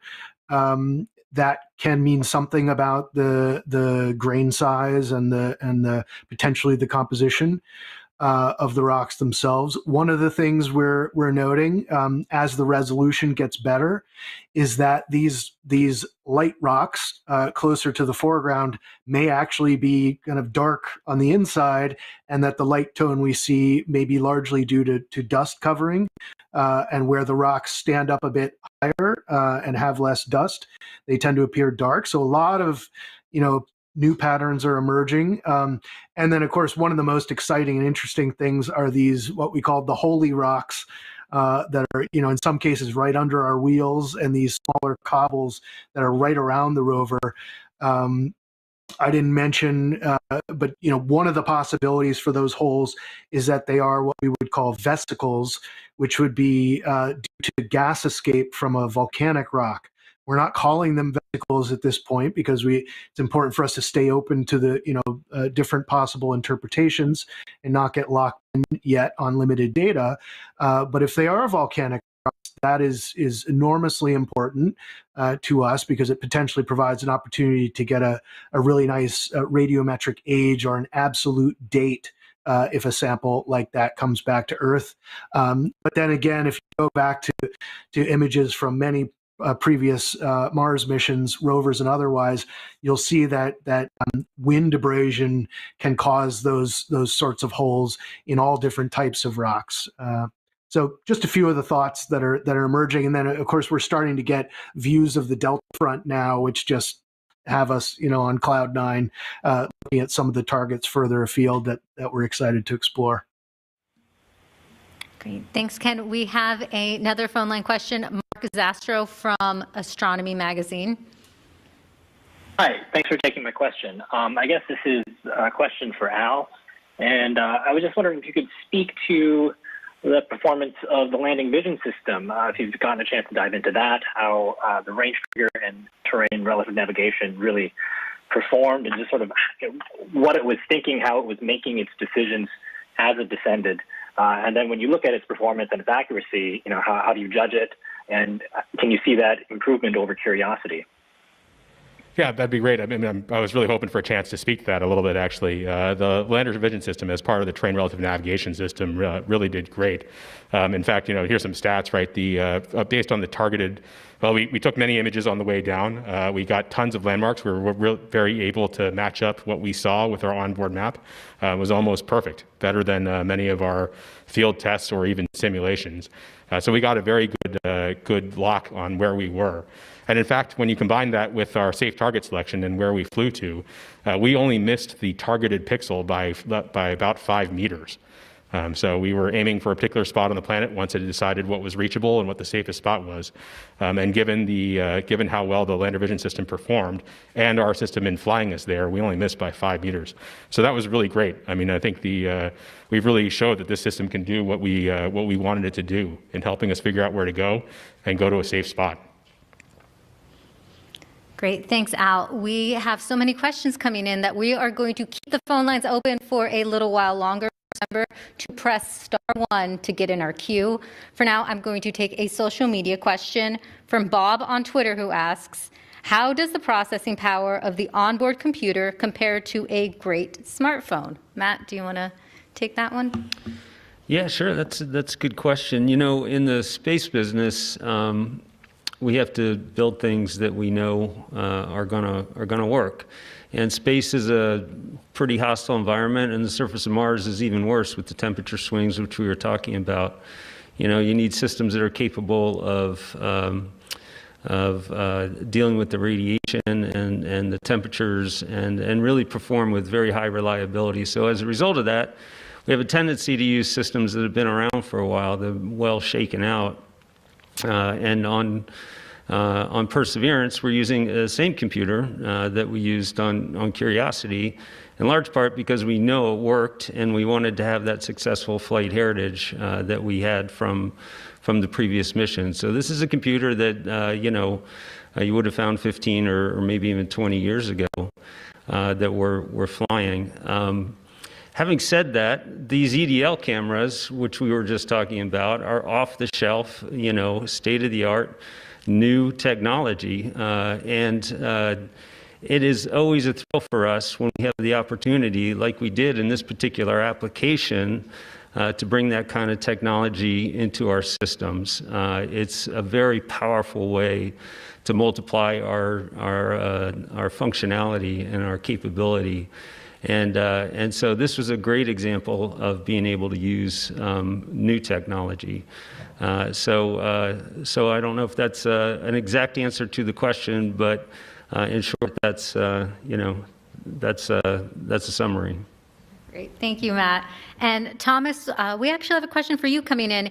Hayden, an 11-year-old from Ireland on Twitter asks, what advice would you give to a budding planetary scientist in working towards maybe being part of the mission that will bring back samples to Earth in the future? Oh, I'm so glad for that question. I think about that a lot. And the advice I would give is, first of all, that's exactly the right time to get into that career. For Hayden, that now there could not be a better time to join that career. Even if you started 10 years earlier, or in 10 years, now is the time to start that. The advice I would give is, go really start playing with data right away. Yes, go to school. The teachers that are there are your best allies going forward. That eventually probably you'll be perhaps at the university or at an advanced school, but go to school, do that. But the other thing I want to just give you advice on, Hayden, is we're putting all these data out. Be your own researcher, learn how to do that, go play with it. That's what research is so much about, and find others who are just as excited as you are. And I'm sure soon enough we'll have you on our teams in the future. That's some great advice. Thank you, Thomas. And up next we have on the phone lines Alexandra Witz from Nature magazine. Great. Thanks very much. I'm not quite sure who to address this to, but I wanted to ask about InSight and whether InSight had heard Perseverance landing. So I'm not sure anybody up here has the latest information. Do you, Al? Have you heard anything new? Just heard from other folks on the team. I'm not sure if this is official or not, but that they hadn't seen much yet. I think we'd have to check, to be honest, to be sure we get the right answer. So. Great, thank you. And then another phone line question from Jackie Goddard from the Times of London. Hello, congratulations everyone. One of the most common questions that I get from readers who aren't generally a scientific audience but regular folks is, what is the point of spending all this money to go to another planet and explore it? And sometimes that's not even a question, it's a statement. There are cynics out there. Can you say why we explore, and how does humanity benefit from you finding out what you find out and doing what you do? Thank you. Give everyone who wants to answer time to answer. I can, or Thomas, did you want to? Thomas might want to comment. Yeah, why don't I get started and turn it over to you, Matt? Is that okay if I start? Matt, you good with that? Yeah, that'd be great. So frankly, I'm thinking about this question all the time. Why do we explore? And of course, when we do that at NASA, I just want to let everybody know that if you look at how much money we're spending on each planet and the exploration of each planet, of course, the majority, the money the planet we're spending most money on, of course, is the Earth, the place where we live, where our friends live, where our history is, and where our future is going to be. And so we're not confused about the importance, and just as excited about the amazing future of what exploration is going forward. Exploration for us, though, is broader than just what is useful right now. And the reason we're so convinced that that is important is, first of all, the questions that have driven humanity, important questions, truly historic questions, in so many ways are what we're really about. Addressing those is what we're really about as humans. We want to be sure, as we look at our contributions of our generations, that we really move forward what we know, and also really affect how we think about ourselves. And that so often comes through research. There's a second reason, though. It's truly secondary, but I'm going to mention it anyway. So often, and surprisingly, the results and the technologies that we're building for the very questions that are really driven by fundamental science questions are extremely useful. And I just want to remind you that perhaps today, whoever asked that question is driving around in a car with a GPS system built for an entirely different purpose and looked at the weather forecast, which of course was not anticipated when in fact we built the first Earth satellite. So yes, we want to focus on the immediate needs today, and it's really important, but it's so critical for us as a species to look forward and explore. Matthew? Thanks, Thomas. I think you said it really well. You know, I've been landing things on Mars now for 25 plus years. And so I've had a chance to go out and talk to a lot of different people. And it's not unusual when somebody asks this question. And I used to, you know, have a long list of reasons. And there are a good long list of reasons. But fundamentally, I've come to the conclusion that in some ways it's kind of a moot question, because how can we not explore? It's just who we are. It's what we are. It's in our DNA. You know, you couldn't stop us as a species from exploring, I don't think. I think it's part of the reason why we're, you know, at the top of the food chain, is because we're curious, because we want to go to places we haven't been. We want to answer questions we don't know the answer to. Sometimes we want to find the questions we don't even know need to be asked. You know, it's just part of who we are, and it opens new horizons, new frontiers. It inspires us. It inspires kids. You know, and as Thomas mentioned, all the academic programs that are paying attention here, science to technology. That we bring to the table, that's important for us, you know, and I think that's the best I can do to answer that question. There's a lot of reasons. All right. We can move on now to another call from Matt Kaplan from Planetary Radio. Hi, everyone. Congratulations from not just me, but all of us at the Planetary Society. I've been texting with our boss, Bill Nye, the science guy, who has been watching everything along with us. And here's part of his reaction. Oh, my, this is astonishing, dare mighty things. But here's my question for Ken Williford. Ken, getting these first images and video from so much closer to the surface of Mars than we have from the orbiters, in spite of the great job that they're capable of, does this start to make you think about the potential of doing this on a regular basis from balloons or, let's say, a helicopter? Well, sure. You know, almost everything I'm thinking about right now is potential. I guess I've compared it, you know, to several people who have asked me how I'm feeling.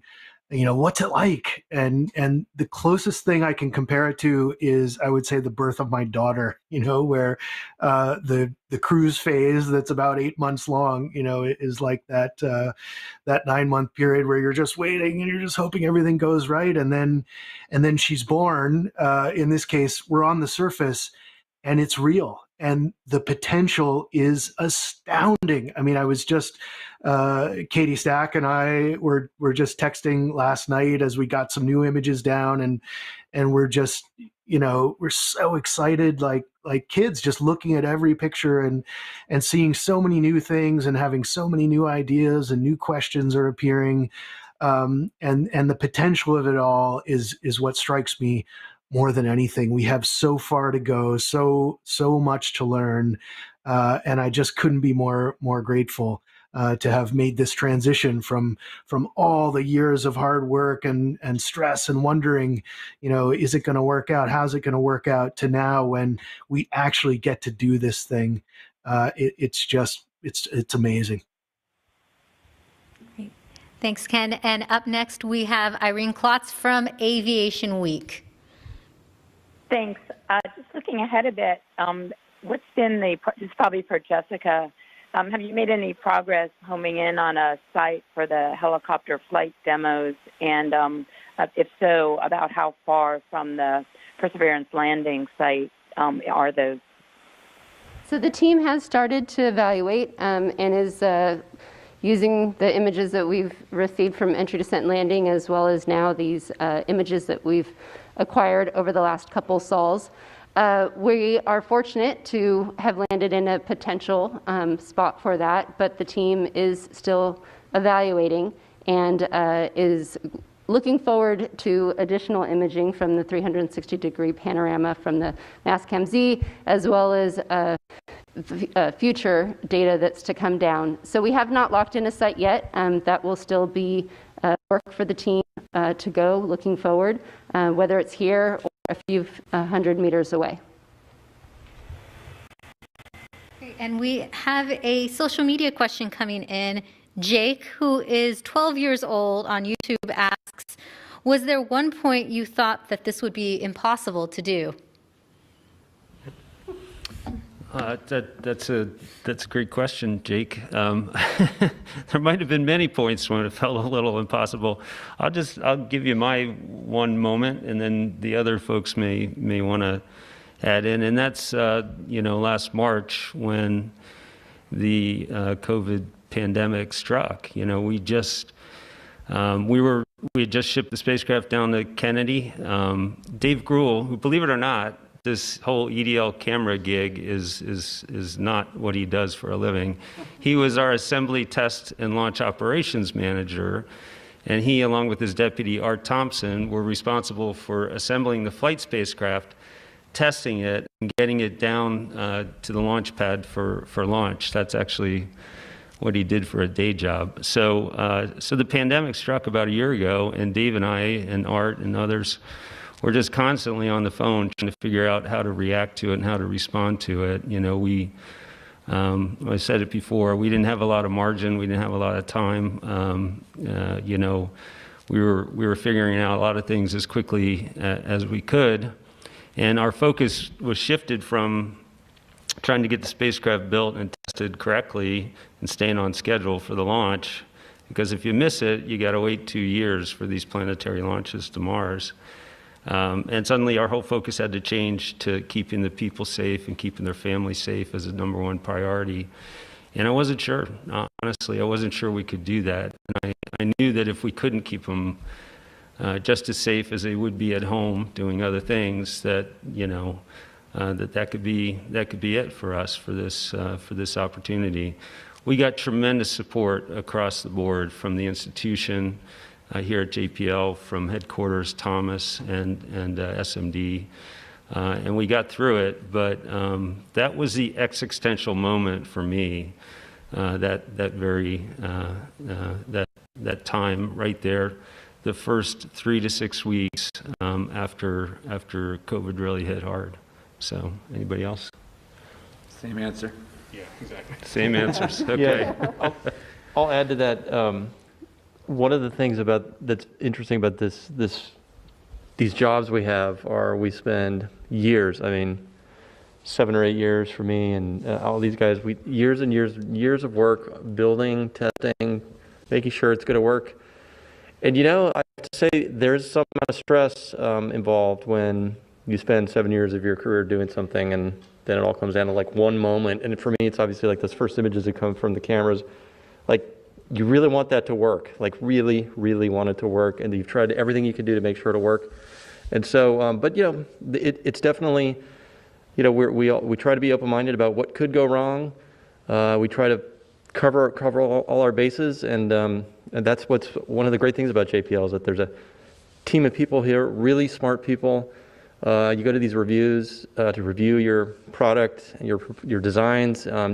We call them withering reviews. You get a lot of tough questions, but that's one of the really, JPL is a real gem of a place because we built this culture of always questioning what could go wrong, but hoping for the best, and it's a really interesting experience. I think we all share that.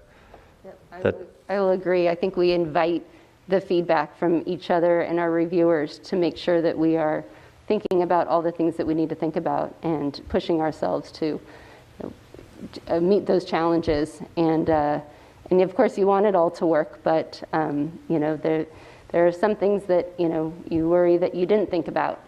But as a community and as a collective and as a team, we use each other to help make sure that we're covering those bases. I mean, the team really did persevere, and we are here today. Up next is Leo Enright from Irish Television. Thanks very much, Raquel. I just realized there's no doubt about it. 12-year-olds definitely ask the best questions. But if you'll forgive me for going geeky on this, could somebody talk to the traversability of Canyon de Chelly now that you've seen these amazing pictures? Do you think that you can just simply turn around the rover and head directly west-northwest, possibly right past the descent stage? Or realistically, are you going to have to go to the northeast, around Olympic, and then to Chamanfoya? I'm sorry for being geeky, but it's kind of a serious question. Can you move quickly? So I can, I'll comment, and I'll let Ken comment also. We have spent, as we do in our development program, as we were mentioning, a lot of time in different conditions to evaluate the performance of our system. And one of the things that we did on this mission compared to other missions was to enhance that traversability capability with enhanced autonomous navigation and as well as processing while we're driving, so to increase our drive rates. Now, we have many more images still to assess in terms of evaluating our path forward, but I'll let Ken speak to maybe some of the areas that we are interested in pursuing. And what's really great is that we work together, with the science and engineering team to evaluate those paths and what sort of terrain is the best for our system. Yeah, so it's a great question, and it's our major focus right now on the science team is answering exactly that question. What are we going to do? What do we want to do? Where do we want to go? And I'll say, first of all, we're so extraordinarily happy about exactly where we've put down, because we ended up right on this major geologic feature, this contact, we call it, between two differently mapped units. And so you see there's this sort of undulating feature that, this sort of obvious line that we're landed right next to, and that's the big contact. One of the major features we were hoping to explore in this mission, and it presents for us one of the big mysteries. I mentioned the possible vesicles. It gets down to one of the big questions for us early on is, what is that crater floor made of? And are there igneous rocks there, sedimentary rocks, both? And there's a lot of implications for both. So what I would say we're probably currently leaning toward is exploring that contact, which would naturally lead us more, I think, to the second of the two options. But we'll see. We've got a good amount of time while the team does the commissioning and checks all the systems out. And during that time, we'll be digesting all those new images and doing a lot of strategic planning, evaluating different options, arguing amongst ourselves in the team. Right after this press conference is over, our first science team meeting post landing starts immediately after that. So we'll start talking about just those things. So we'll see. Great. Thank you, Jessica and Ken. Up next, we have Stephen Gorman from Reuters News. Hi, thank you very much. Can you hear me okay? Yes, we can. Yeah. So my question is, I have a question about the superlatives regarding the video footage of the EDL sequence and the audio of that gust of wind that was picked up on the Martian surface by the Microsoft. So I believe, is it correct to say that this video marks the first sort of moving footage of a spacecraft from that spacecraft showing its descent and landing on the surface of another world, Mars or any world, I think, right? Be that including the moon or an asteroid or anything from that. And then secondly, is this the first sound recording ever made on Mars or any celestial object other than Earth, or just the first one that was made that's been played back on Earth? I was wondering if you could just clarify that. I can, let's see, on your first question, putting aside the Apollo program and the moon and just talking about planets, this is most certainly I'm pretty sure, as far as I know, this is the first time we've been able to see ourselves, see our spacecraft land on another planet. And hopefully that answers the question that you asked. As far as sound, I'm not sure anybody else has any more information, but again, as to the best of my knowledge, this is the first planetary sound that's been recorded. So, yeah, go ahead, Justin. I can add to that.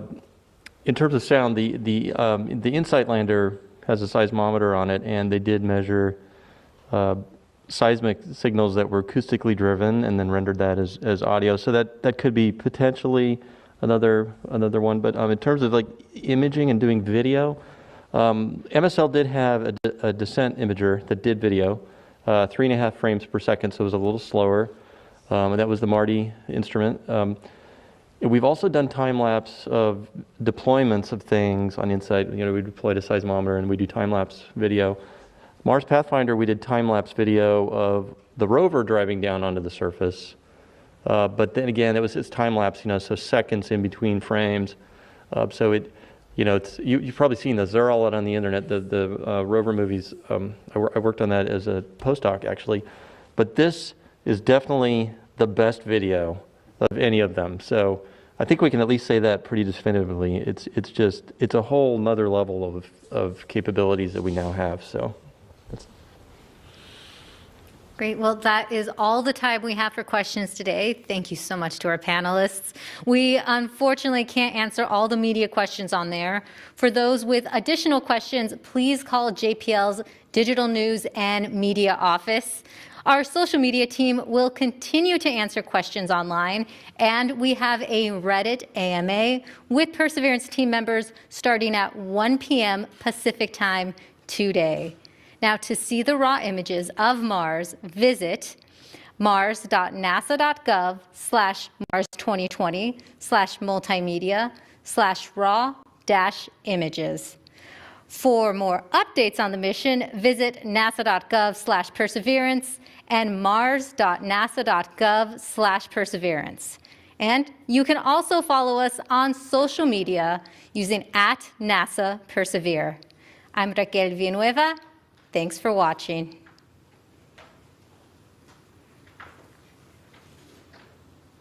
Starting the straighten up and fly right maneuver, where the spacecraft will jettison the entry balance masses in preparation for parachute deploy and to roll over to give the radar a better look at the ground.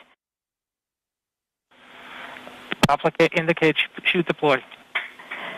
The navigation has confirmed that the parachute has deployed, and we are seeing significant deceleration in the velocity. Our current velocity is 440 meters per second at an altitude of about 12 kilometers from the surface of Mars. Heat shield set.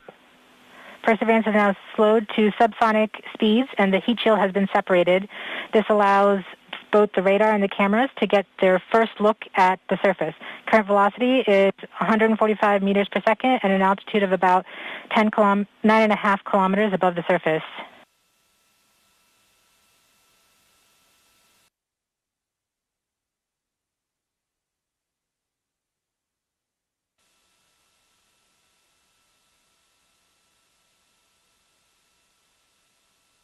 Nav filter converge. Velocity solution 3.3 meters per second. Altitude 7.4 kilometers. Now has radar lock on the ground. Current velocity is about 100 meters per second, 6.6 kilometers above the surface of Mars. Perseverance is continuing to descend on the parachute. We are coming up on the initialization of terrain relative navigation and subsequently the priming of the landing engines. Our current velocity is about 90 meters per second at an altitude of 4.2 kilometers. OVS valid. We have confirmation that the lander vision system has produced a valid solution and part of terrain relative navigation. Priming. TBA is nominal. We have priming of the landing engines.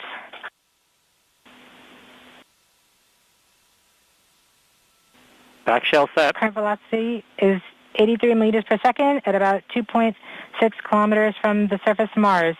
We have confirmation that the back shell has separated. We are currently performing the divert maneuver.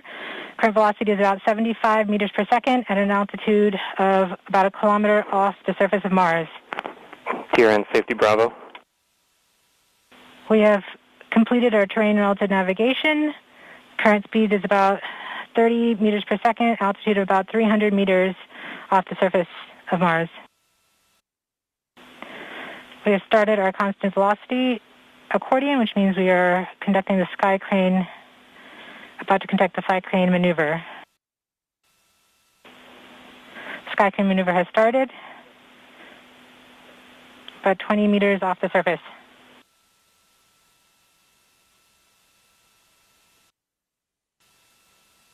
We're getting signals from MRO.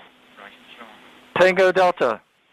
Touchdown confirmed. Perseverance safely on the surface of Mars, ready to begin seeking the sands of past life.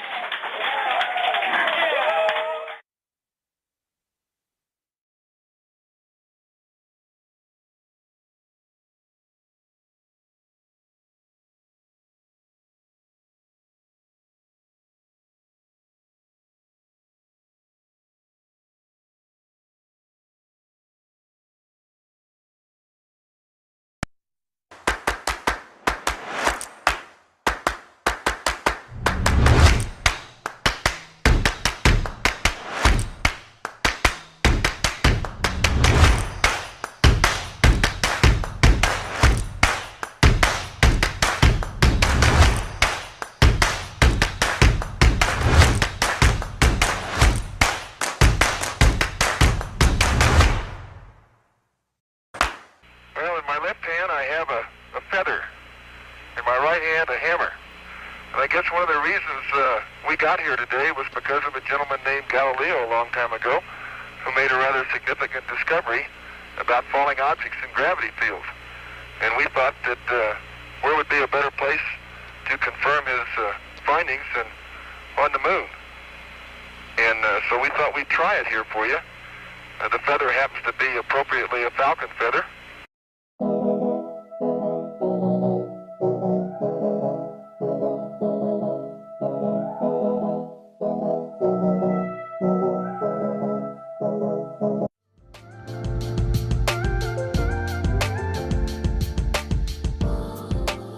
Family is a representation of who we are.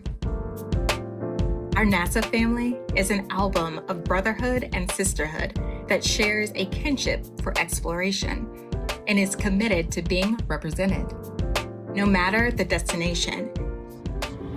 The video just doesn't do it justice. It is pretty amazing, though. We go as diverse individuals and one extended family for the benefit of all. Family is a source of strength. It can fuel our ambitions and spark the power to persevere. Reigns in the bronze, yes, sir. I love it. Family is a reflection of our legacy. We draw from the past to empower a healthier future. As innovators, we identify with the generations before us. Round of applause. And their hard-fought achievements, which continue to inspire. In recognition of Black History Month, NASA is proud to celebrate the Black family and the contributions from the Black community. NASA is a representation of an extended family, proud of its identity and rich in diversity.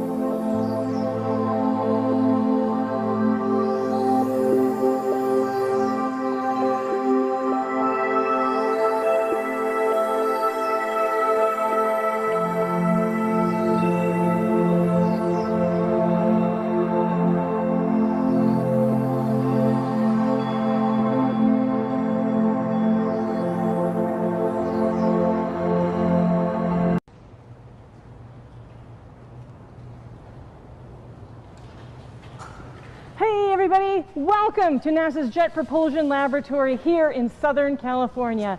My name is Stephanie Smith. I'm part of the digital news and media team, the social media team here at JPL. And fewer than 48 hours from now, I can't believe it, our countdown to Mars is nearly done. Our Perseverance Mars rover is nearly to the red planet with landing this Thursday. We wanted to take a time out and bring you all behind the scenes on a very windy day here at JPL and give you a chance to meet some of the fantastic human beings behind this mission, take your questions live, and get them answered. So if you've got questions about science, about technology, particularly the MOXIE instrument, MOXIE technology demonstration, or engineering of landing on Mars, we're going to take you inside mission control. So without any further ado, just keep those questions coming. You can use the hashtag countdown to Mars. You can also put them right here in the comments. Here to tell us more about the science of this mission and its search for ancient life on Mars is Dr. Bethany Ehlmann. Hey, Bethany. Hi, Stephanie. How are you doing? I'm doing great. I've got butterflies. I've got energy. But I'm so excited to be sharing this time with you guys. We've been socially distant for 11 months now. That's right. We're maintaining distance because it should come as no surprise that safety is really, really important to NASA, both for our flight hardware, but more importantly for our people. And that's why you're going to see us keep our distance. We're going to keep these masks on at all times, but it doesn't mean we're not going to have any fun. So keep those questions coming to give you some time to think about them and know what kinds of things you can ask. I'll be talking to each of our experts a little bit up top.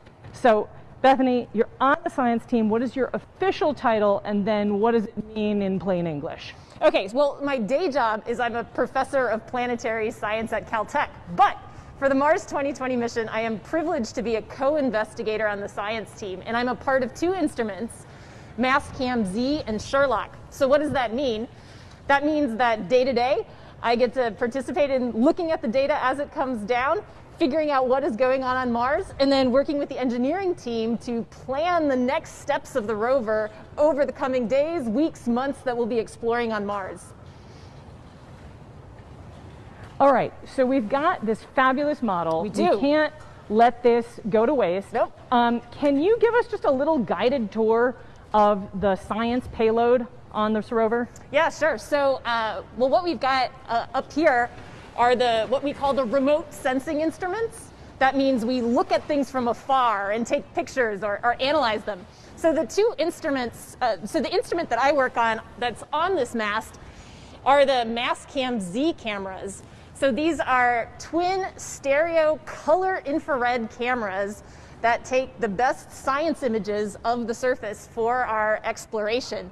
And you know what's really special about these is not only do they have like crazy powerful zoom lenses to get a microscopic view from far away, but we're also getting that view in the infrared.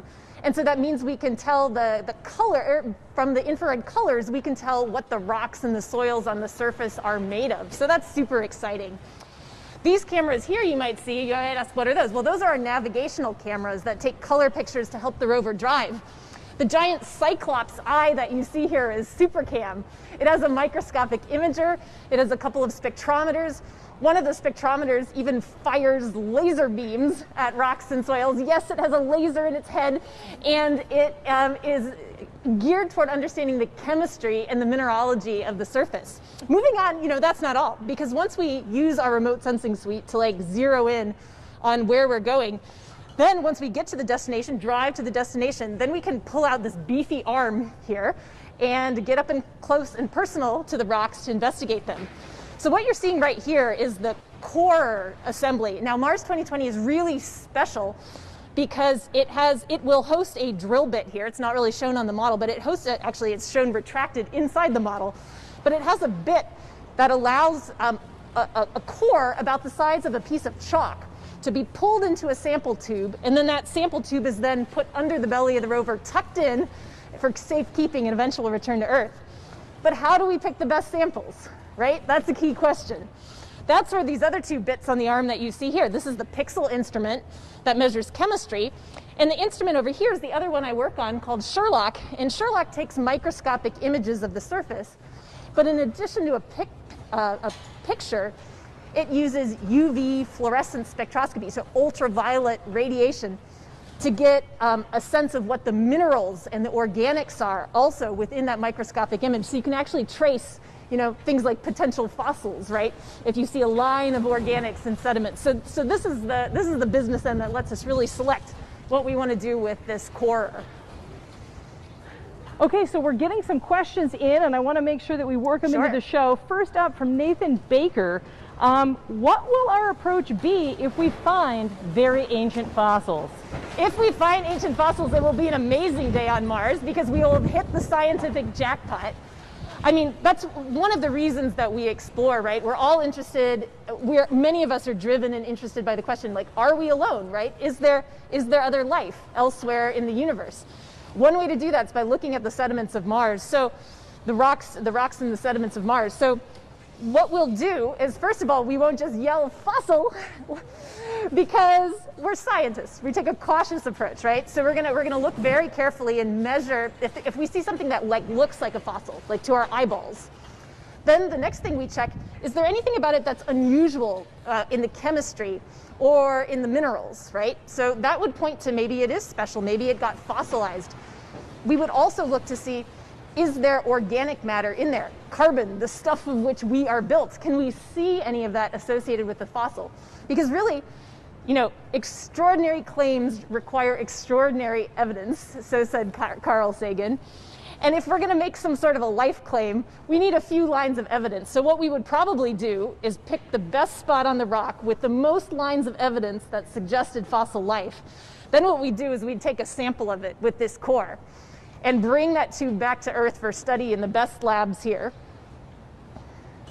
So this rover looks an awful lot like Curiosity. It does. But it is very different in a lot of the ways that you have mentioned, like that coring drill, that it is going to cache those samples for a future mission to return.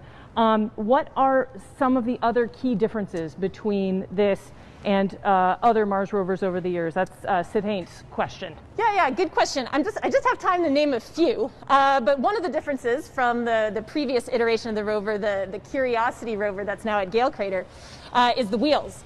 So these guys, we learned that pointy rocks on Mars destroy wheels.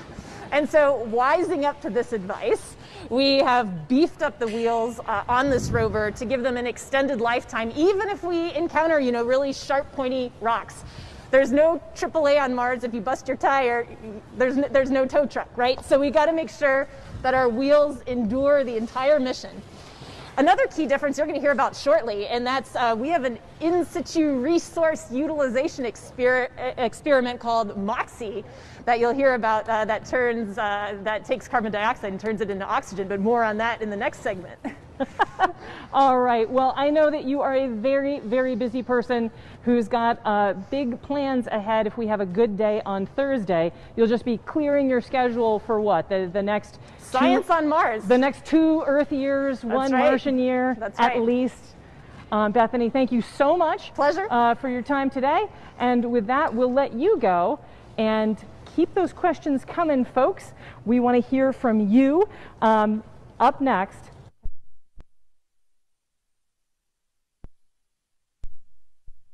technology on this rover to help future life on Mars in the form of astronauts.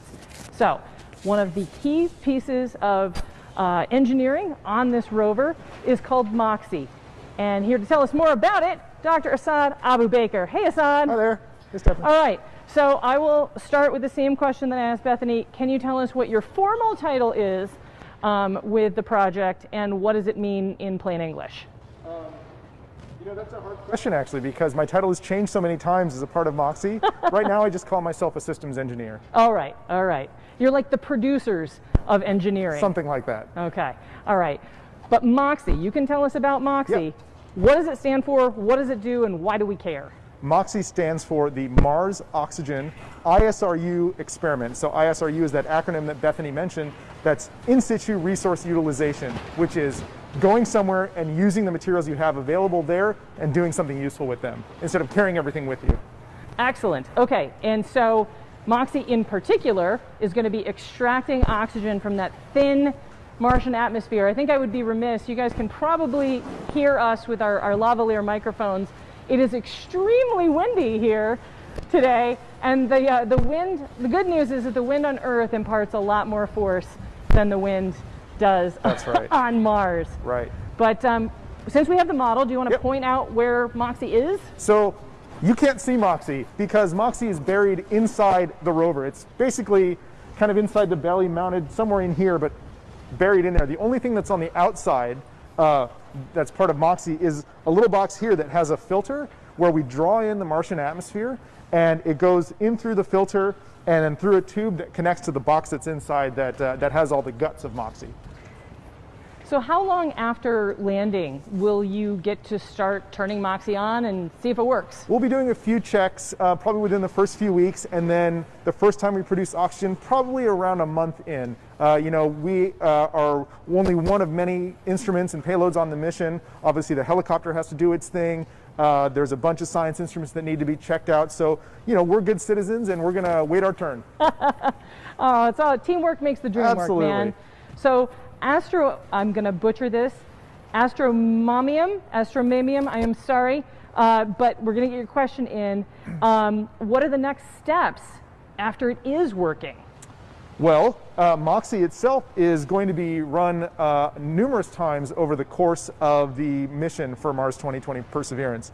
So the idea is that we want to use Moxie to understand how the technologies behave over various environmental conditions on Mars. So we've got winter and summer, night and day, and then dust storm season, which is something that any Mars mission in the future that's going to be operating for a long period of time will have to deal with dust because it's prevalent. It's always there, and you have to be able to deal with it. So these are the kinds of things we want to learn over the 2 years that we're going to be spending operating Moxie.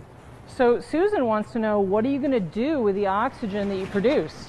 Nothing.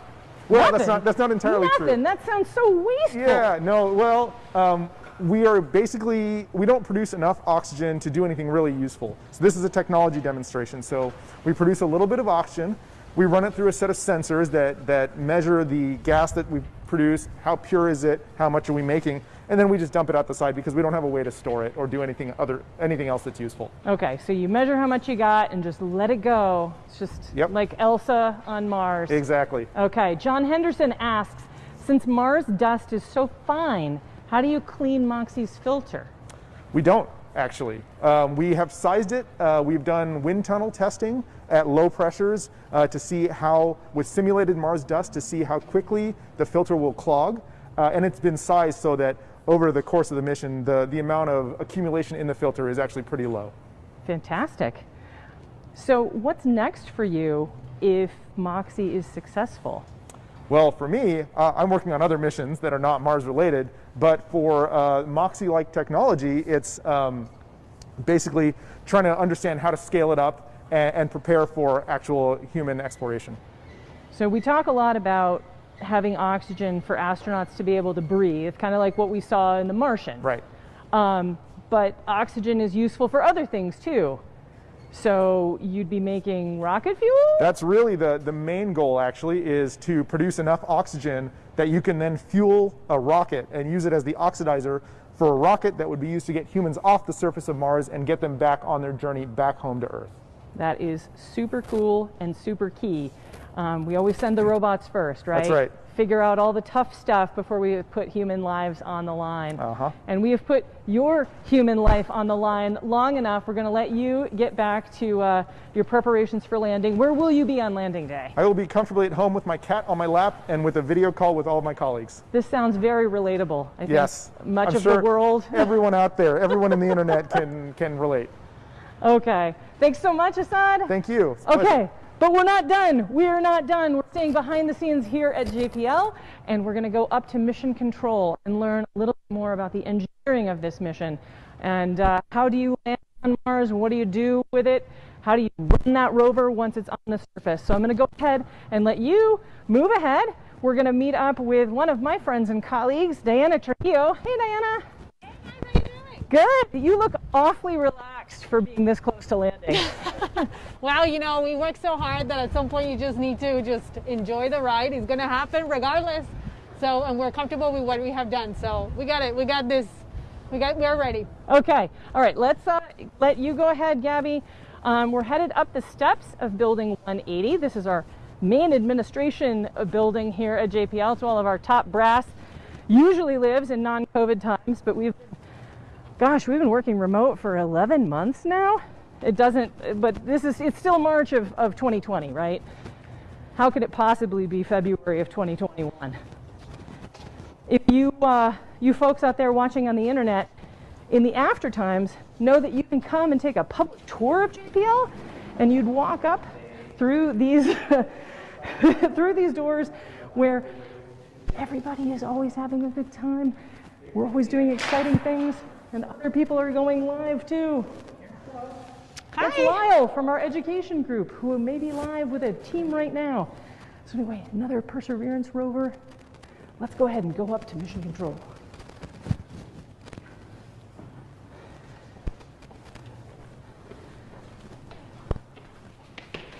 Well, yeah, Stephanie, I was hearing that Bethany was talking about all the fun things that we're going to do with the sample. Yes, yes.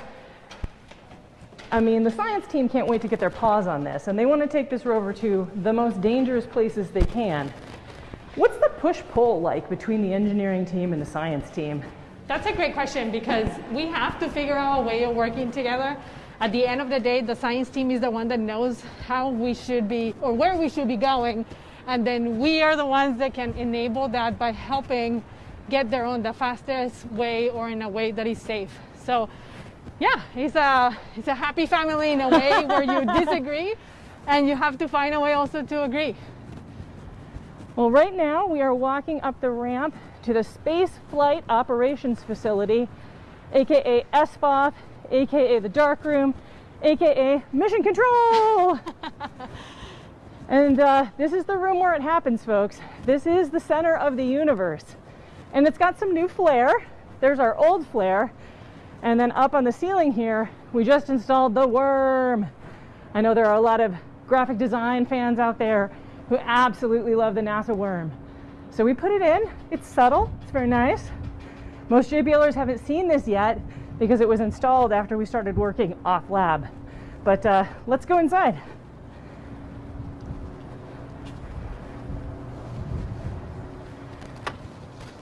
So here we are in the newly designed lobby of Space Flight Operations Facility. But let's go inside. It gets even better. As you come up these stairs into the viewing gallery, this is a space where in normal times we would have lots of VIPs for a major mission event. Back when Mars exploration rovers landed, then California Governor Arnold Schwarzenegger was up here. We've had all kinds of folks.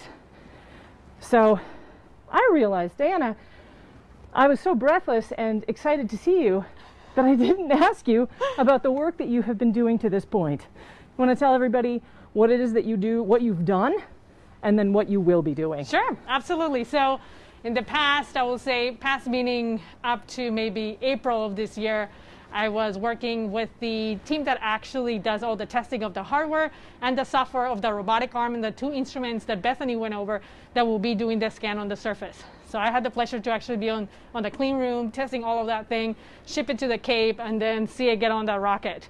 But now my current job is I'm one of the 4 flight directors for surface operations. So I will be there actually on day 2, on sol number 2, when we actually have already landed and see it all unfold. Excellent. Well, all right. We've got some beautiful visuals here. I think people are probably very curious. Can you give us a little tour of what we're looking at? Absolutely. So I love this room because the fact that it looks super cool, it's actually a very cool room. So a few things that you can see here. So right under us, you'll see Curiosity Ace. That's the station where all the commands that go to the Curiosity mission go. So the person sits there, sends them from here. On the front row, you will see the data controllers and the comm chief and the deep space network right on the middle. This is where all the information from multiple missions that NASA JPL is actually flying gets to this room. All that information that gets routed to the right teams on their mission control. And one of the things that is super cool also about this room is that It's an international room. I see it like that because you can see from the displays on the front, you got the antennas that are on Madrid, the antennas that are on Goldstone, which is the US, and then the antennas that are on Canberra in Australia. Those are the 3 big sites around the world where you can see any spacecraft that is on a planetary mission. So all of those are the ones that track those missions. Right, because we need those 3 stations. You have to have line of sight to be able to talk to things out in space. You got to have an unobstructed view of them to get those radio signals, either commands up or data back. So as the globe turns, as one station sets, the next one comes into view. That's right. So you folks out there on the internet, if you are interested in seeing what dishes are speaking to which spacecraft now, you can go to your favorite search engine and type in DSN Now, and you will get a visualization tool that is powered by the, well, we're looking at it live. What we have is what you have. So you can do this from your phone and tell everybody, you know, these are the signals that are coming in from space right now. So you'll be connected with us. We'll be alone together here on the internet. And I love what you said, because even from the screen you can see the DSS-25 from Goldstone is actually tracking M20, meaning us, Perseverance. Ah, very nice, very nice. Right now the one-way light time between Earth and Mars is about 11 minutes. It'll be 11 minutes 22 seconds if I remember my press kit on landing day. So we'll be broadcasting live from this room, and we'll get to a little bit more about that at the end of our show, how you can tune in live and be part of that action. But before we get to that, Deanna, the dark room here is not the only thing in this room we should call out. Exactly. So, okay, so this is really cool, but then to the left, you will see the room where entry, descent, and landing will be happening. So all the team members from operations that will be sitting on station is on the left side, where you can see the bottom of the American flag. You can even see the flight director and the EDL, entry, descent, and landing, activity lead signs. So whenever you see the broadcast, you're going to be watching that room live. Okay, so let's go ahead and go to some questions from the internet here for Deanna. Sure. Danielle asks, what's the difference between entry, descent, and landing on Perseverance compared to Curiosity? Oh, I like that question. Okay, so one of the differences that is very important is the way that Curiosity came in. You know, we did the whole navigation, it finds where we have to actually land, but the difference with Perseverance is that this go around, we're going to do it with eyes open. That's how we describe it, which is it's actually taking images as it's coming in and then comparing it with an onboard map to determine exactly how to navigate to safely get to the place that we're going to land. So yeah, that's a key difference. All right, so Emma Harding, tuning in from the UK, is there with her 9-year-old son Oliver, who is super excited for the mission. He wants to know, how long did it take to build the Perseverance rover, and how many people did it take to build it? Oh, that's a great question. So it takes a lot of time. It takes approximately from the beginning of conception of like saying what's the design looking like to the point where we actually put it on the rocket. It's approximately 10 years or something along those lines. And it's a ton of people. It's a ton of people. In even not so many people, it's also people from different countries, from different languages. It's very great because you come in together as an international group and an international team to build this thing. And once we're on the surface, Daniel Ryan on Facebook asked, how long is the mission? How long is the mission? So the mission itself has 2 different stages. The actual primary mission, it will be a 2 Earth year, 1 Mars year on the surface of Mars. And so we hope that we can answer the question and the objective is by that time. But usually the missions then eventually get extended because we're still on the surface of Mars. And in this specific case, we have nuclear power, so we can stay longer. But the primary mission is 1 Mars year. All right, so we're going to get all that seasonal data that the scientists are so hungry for. And Moxie too. Moxie needs to see how it behaves over all the seasons. Okay, Christopher Mick on Facebook asks, how much of an orbit does Perseverance make of Mars before starting entry, descent, and landing? Oh, how much of an orbit? That's a good question. So we're coming in straight into Mars. We do TCMs to correct exactly where we're going to do the entry point. But once we hit the entry point, we're just going straight in through the atmosphere to land. So there's not much time that we're wasting. As soon as we feel the atmosphere, we're just going in. And on the software side of things, Noor the Door asks, how complicated is the automated landing sequence and who wrote the code? Ooh, that's a really interesting question. Okay, so very complicated. I think the way that I describe it is we're touching the top of the atmosphere of Mars at 20,000 kilometers per hour, which is insanely fast. And then the complicated aspect of it is that it has multi-parts that come off at the specific instances while taking pictures and having retro rockets and landing. So you can imagine that just my description is super complicated. So now, I will say we tested constantly, we tested multiple times, and the code itself is actually a team. So it's a team of people that write different pieces of that area, the devices that are going to be used, how those devices are going to get integrated, and then the software itself, it gets built by lots of different people that we get to test with lots of different more people. Okay, you touched on this a little bit with the needing to see the surface to choose that landing site. So Nancy Wilkins wants to know, is it the rover Perseverance or the descent module taking those images to find the safest landing site? The safest landing site. That's a really good question. So when the back shield of the rover comes, so it has a heat shield and it has a back shield. When the heat shield comes out, there is a radar that we point down to find actually that location of where we're going. So it is not per se the actual rover itself, it is actually the descent stage that has the radar, the LiDAR that will find the location. But there's one thing that I like about your question, which is the rover itself on a side also has a camera that will be taking pictures as it's coming down. So we got two imagers giving us information. All right, Avina's HJ98. Can I be a member of this mission? How can I work for NASA?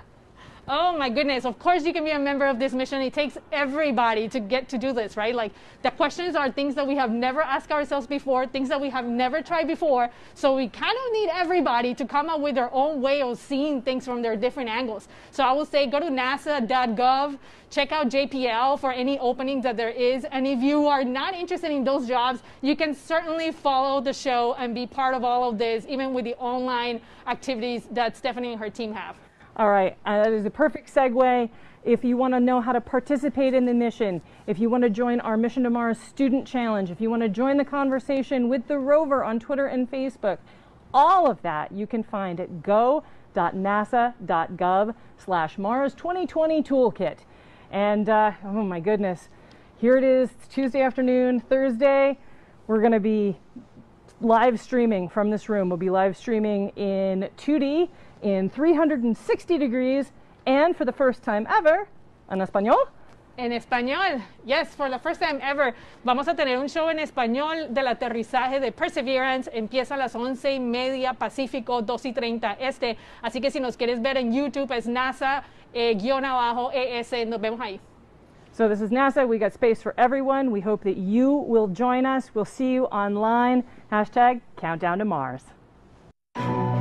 50 years ago, we went to the moon. We called it Apollo. What many people don't know is that Apollo had a twin.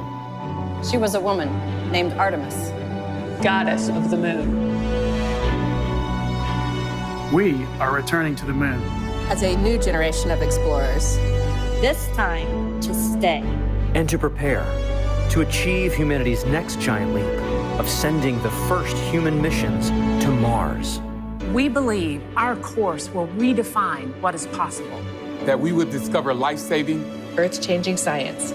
And that the challenges ahead will inspire generations. This is our manifest. For all who wondered if we could return. For all who dreamed of pressing beyond. This is your calling. We go for all of America. We go. We go as the Artemis generation. We go.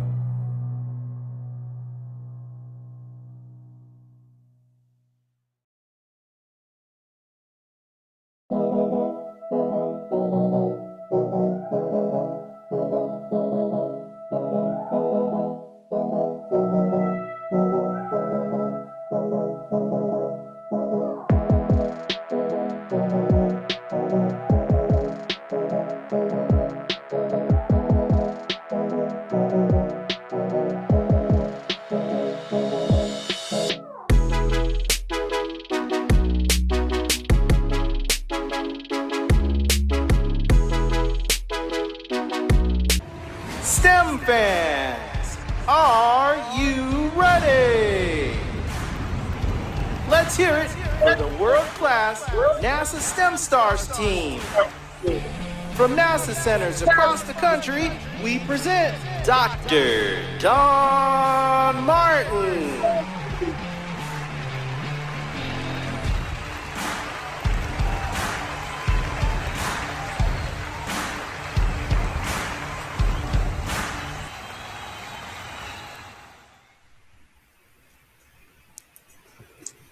All right, welcome to our 26th edition of NASA STEM Stars webinar. I'm your host, Lynn Dotson, an education specialist at the Kennedy Space Center. And joining us today is Dr. Don Martin, a human-machine systems engineer at Kennedy Space Center. And we're coming to you live from remote locations. NASA STEM Star allows all students to connect firsthand with scientists, engineers, innovators from NASA to learn the different career pathways, opportunities, and missions. Check out, if you are interested, #NextGenSTEM. And I'll talk a little bit about what our mission is for today. So today you are going to meet our NASA STEM star, explore her career, and then we're going to encourage you to ask your questions along the way. And also learn about the mission. We actually have a mission for you, so kind of like a homework assignment. And then we'll also discuss what's next on next week's NASA STEM Stars. So be sure to stick around for the entire 30 minutes because you're not going to be bored. It's going to be awesome, and you're going to have we're going to have a fun homework assignment after. So maybe I shouldn't call it homework assignment, but at this point, it's my pleasure to introduce Dr. Don Martin. Thank you so much, Dr. Martin, for being here. And why don't you just go ahead and start off with telling me a little bit about yourself? Well, thank you so much, Lynn, for having me. It's always a pleasure to stop by and see you. And so, yes, I have the distinct honor of being an engineer at NASA. I work at the Kennedy Space Center, and I really enjoy my family. I enjoy gardening, and anything human. And I like to talk to people. I like to coach and tutor children. I have a couple children of my own, and I'm a private pilot. Very cool. So you are very dynamic, but you are going to talk a little bit more about all of your interests and hobbies. We'll get a little bit into more detail of that. Your family is amazing. I've seen pictures, and I just got to meet your daughter earlier. So go ahead and go into more about your family and your career and your hobbies. Sure. So yes, my interests have really evolved over the years. Let's just say I started out being so interested in science and formulas and mathematics and numbers. And then over time, I kind of got curious about how do these things get applied to machines? How do we take a mere chemical and turn it into propulsion that can take thousands of pounds of steel and send it into the air, out of space? How do you do that? And that evolution kind of kept me sort of grounded also. I started looking into, this whole thing about space and propulsion and rocketry. Why do we do it? We do it for the people. We do it for life here on Earth. And so, getting the people involved, I started to understand, hey, we really do have to take care of the people. As my old professor said, you have one job, take care of the people. So in taking care, I also take care of plants in my garden. I wish I had a picture to show you my garden. I am very proud of it. So that's, there lies my interests. I also like flying. I enjoy, my happy place is sitting in the cockpit ready for takeoff, and the speed you have to go for takeoff, that's really nice. And my dad enjoys it too. I pick him up from, he lives about 4 hours by road, and he enjoys when I come get him, and it takes us 75 minutes to get to my house. So there is that. Wow. That's very great. Your interests, your hobbies are awesome. When we kind of get into your job, of course, you had a path that you went on. And I know a lot of students are tuning in right now and are probably thinking, wow, what does a human systems engineer do? But first of all, how do you even get into NASA? So what is your path? What was your path starting out with your education and going a little bit into internships? Oh, sure. That's a funny story, Lynn. Thank you for asking. So I started out at the University of Florida. Go Gators, right? And, Go Gators, yeah. I got my I was a bachelor's Gator. Amen. So I'm really in good company today. Yes, and so you are. I got my bachelor's from University of Florida, and then I headed south, closer to home, and stopped at the University of Central Florida to pick up my master's degree. Right, it's not just picking up, but hey, I got my master's degree further south of Gainesville at the University of Florida. And then I moved on down south to the University of Miami, where I got my doctorate degree. So how does a gator become a hurricane? By being a noble knight. And that's how you get to be a natural engineer. Very cool. So you are obviously love all the Florida schools, and that's so neat that you're a part of almost every single one of the big schools here in Florida. So, so once you were through college and got all of your major degrees, including your doctorate, you did an internship at some point along the way. So can you tell us a little bit about, I've heard it was a kind of a dirty jobs internship. Yes, I did. I started my first internship, or first real job almost, was with the Gainesville Regional Utilities, where I was studying chemical engineering. I was a chemical engineer, and so one of my jobs was testing wastewater. And you know what wastewater is, right? Wastewater is what comes out through the sewer. So that was kind of a messy job. I remember coming home after a day's work, and the apartment I rented, the landlord would say, "Oh, I hear you coming, Dawn." But I think she meant she smelled I was coming in, but that I didn't mind because it was a job. I moved on to, it was more environmental protection. And then my next job, actually, with the experience I had gotten from the utilities company, I was able to become a field chemist, where I was responsible for working with soil samples. Again, applying chemistry, soil samples, and testing the soil to make sure that the contaminants, or just to quantify or measure or see how much contaminants there are in the soil, so that we can start the remediation, which is really just cleanup. It's a big word for environmental cleanup. And I also, at that time, there were people working in these messy jobs. So I got interested in protection of workers through all those jobs. Very cool. So, you got to sometimes do some not so beautiful jobs to get to the dream job, right? So I want to just remind our listeners that are out there that we actually would love to start taking some of your questions. So if you have any questions for Dr. Martin, please put them in the chat, and we will get to those as we progress. So talking about the internship now, going to actually what you do. So what does a human machine systems engineer do at NASA? Yes. So human machine systems engineering. So the best way to describe it is, let's just think about it. Humans come pre-made, right? Take my friend Millie, for example, here. My friend Millie is, when we are born, humans have a set length of their legs, your arms are a certain length. We're capable of certain things, and there are things that we are not capable of. We call them our limitations. So say, for instance, if Millie here wants to reach for something, she has to, whatever it is she's reaching for has to be within the length of her arms, right? And so if she has to, say, for instance, sit on this chair, we have to make sure that the chair is designed for her body.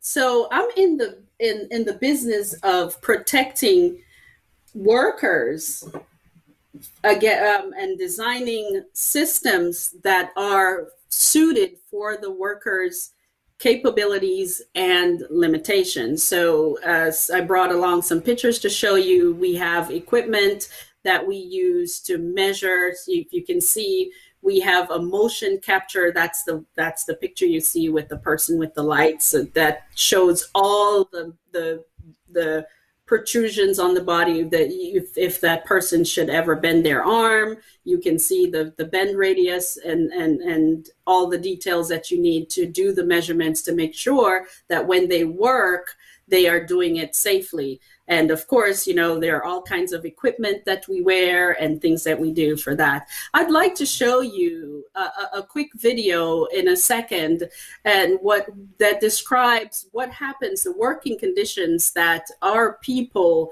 are subjected to, and how the human machine systems engineer has to be attuned to what the work conditions are and design the systems to ensure that the work is done safely.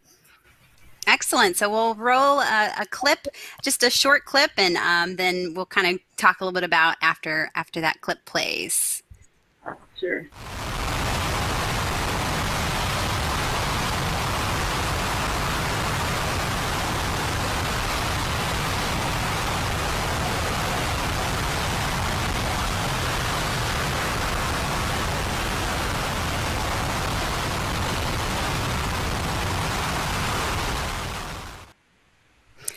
Wow. So that seemed like a lot of energy. And what was that exactly?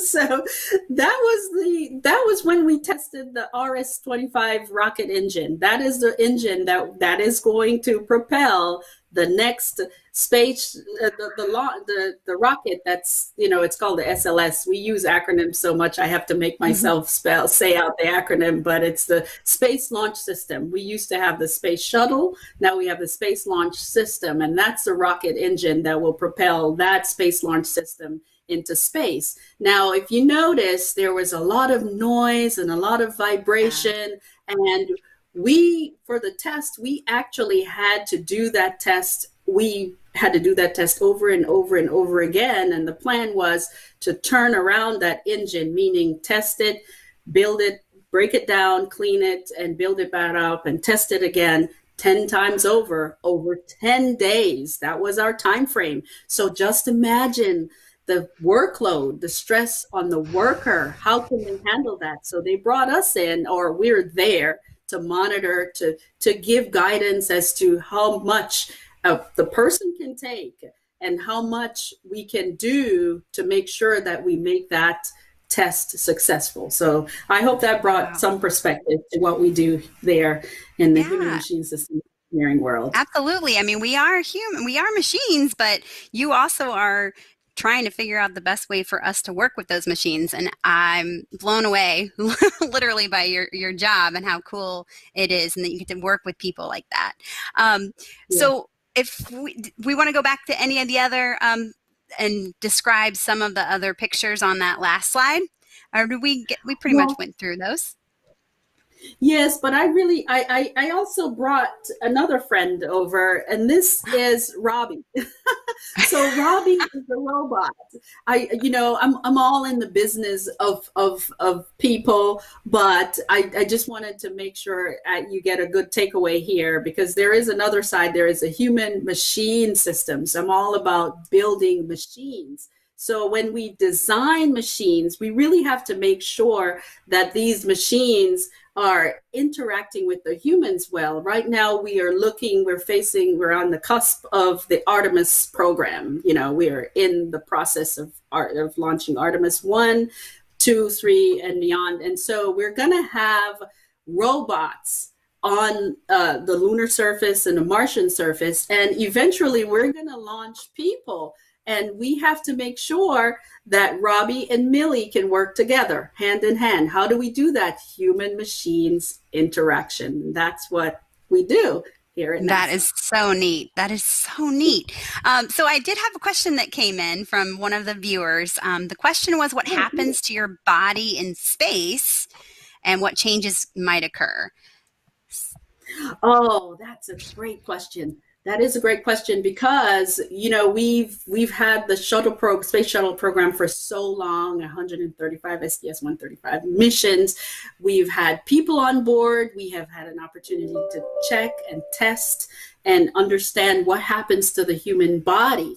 Now, they are all in low Earth's orbit, right? They are really close, just outside Earth's atmosphere. So what happens, you know, we know the standard thing, how the vertebral column elongates. We know about how we're not able to exert forces on our muscles, of course, because we don't have gravity. So your muscles get soft. So we have to do things to deliberately and make, again, our bodies are pre-made for living on Earth. In space, it's a whole nother ballgame.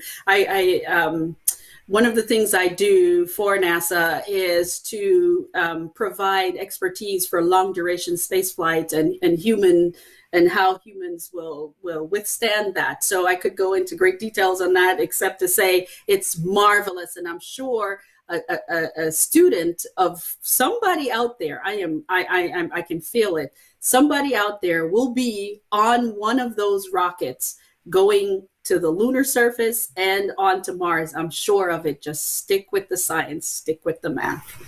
Absolutely. Great to hear. And yeah, that long duration space flight, I'm not sure I would want to do it, but I know it's going to take a lot of prep. And even when an astronaut is out in space for a year, there's some effects on that. So very, very cool that you get to help with that and work with those people on trying to figure that out, that the challenges of that and how do we make it better for humans to adapt. So the question I have for you now is a little bit about what is it like to actually work at NASA and specifically Kennedy Space Center. If you'll tell us a little bit about that. Yes, it's like I love Kennedy Space Center. They say KSC is a place to be, although I've worked at quite a few other centers or at least visited. I've worked at the Langley Research Center, actually is where I developed my love for flying. So at NASA, work at NASA entails, of course, you have to do paperwork, right? So you have to sit in an office. I show one picture there of me sitting in my office, but you get to do other cool things, like I meet just famous, cool people like the astronaut John Glenn. I'm telling you, it's amazing, his whole life and career. We do things like we watch the launch. We have the privilege of watching the launch from outside our window. Those are always fun. And let me tell you, no matter how many launches you see, they're always so exciting. It's just spontaneous. It just makes my heart leap. And one of the biggest thing I get to do at NASA is share that experience with people like you, inspire children. I am asked all the time. Thankfully, Lynn is always inviting me and encouraging me to do the education outreach that I do. So I go to schools and speak with children. So life at NASA, there is never a dull moment for me. I agree 100%. And you are always so great talking with the students and spreading the NASA word. It's just amazing to hear what you do. And I know you're inspiring a lot of kids out there and me. I get inspired every time I talk to you. So what we're going to do now is we're going to open it up for questions. There's been a few questions, and I actually have a few too for you. And again, remember, if you are tuning in, go ahead and put your questions in the chat. And I'm going to start with, did you always know that you wanted to work at NASA? You know, I always knew that I wanted to be a scientist. I was always fascinated by science, by just understanding what makes things work. Now, the NASA interest came later. Actually, my interest in NASA in particular came when I saw Dr. Mae Jemison flew in space in 1992.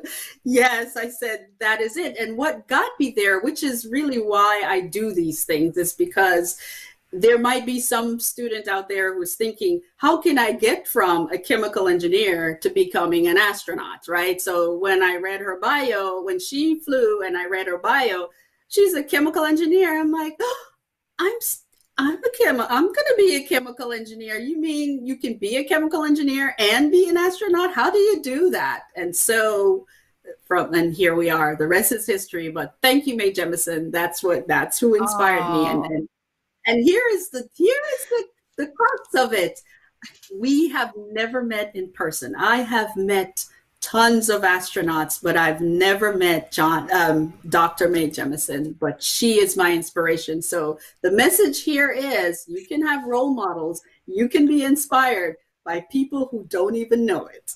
Yeah. Well, maybe she's tuning in, so maybe she might reach out to you. That would be super neat. That is definitely one thing that I love about working with NASA, and it's just all the people you meet, everyone's just genuine. Everyone is just down to earth, even all the astronauts you talk to. So I'm sure she's just the same. So knowing what we know about human systems engineering, can you tell us a little bit about, well, actually, I was wondering if you ever wanted to be, you said you wanted to go into NASA. You didn't know until you met or heard about Mae Jemison. Did you ever want to be an astronaut? I know you said you had your pilot's license. Yes. Oh, Len, you've touched my heart. Yes, I did want to be an astronaut so bad.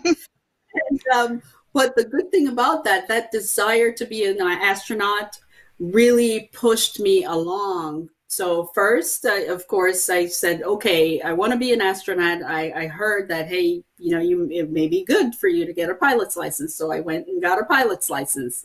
Of course, it helps along with the job, but it makes my resume look a lot stronger. And then I was looking at all the astronaut bios, and I'm thinking, oh, most of them have a doctorate. Oh, I better go. So, and that was a secondary motivation for getting a doctorate degree. And so, it's that desire to be an astronaut that's pushed me along and just kept my interest.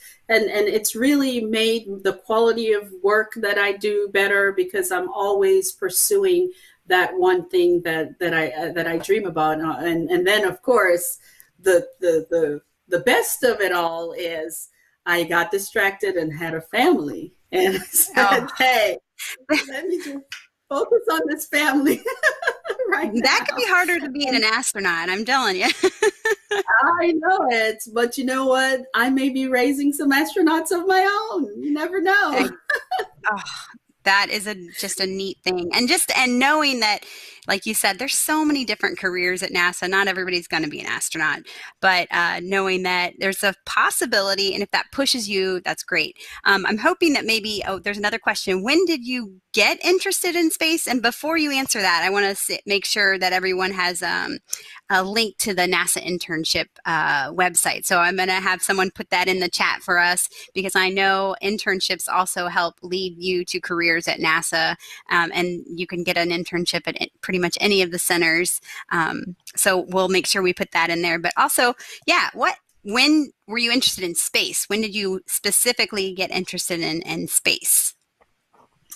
I got interested in space in elementary school. In elementary school, you learn about planets, and I do remember rehearsing the 9 planets, and it's kind of neat that it has my very educated mother in there.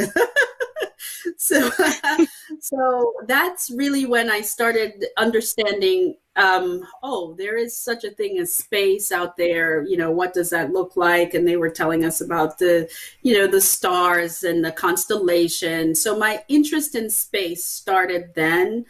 And how I made the bridge between space, because there is aerospace, there's aeronautics, and of course there's astronomy. all of that encompasses what NASA does. So I'm an engineer, I'm all about the design and building rockets and so forth, more rocket science. But there is astronomy that you can do, so the whole space business is wide open. It is true that space is a big place. So my interest started, just to answer your question, Lynn, my interest started at a very young age, but my pursuit for NASA didn't start until much later, or didn't come until much later, because I just didn't make the connection. So the message I have here is, you may not think you have an interest now, or you may have an interest in something else, but watch out.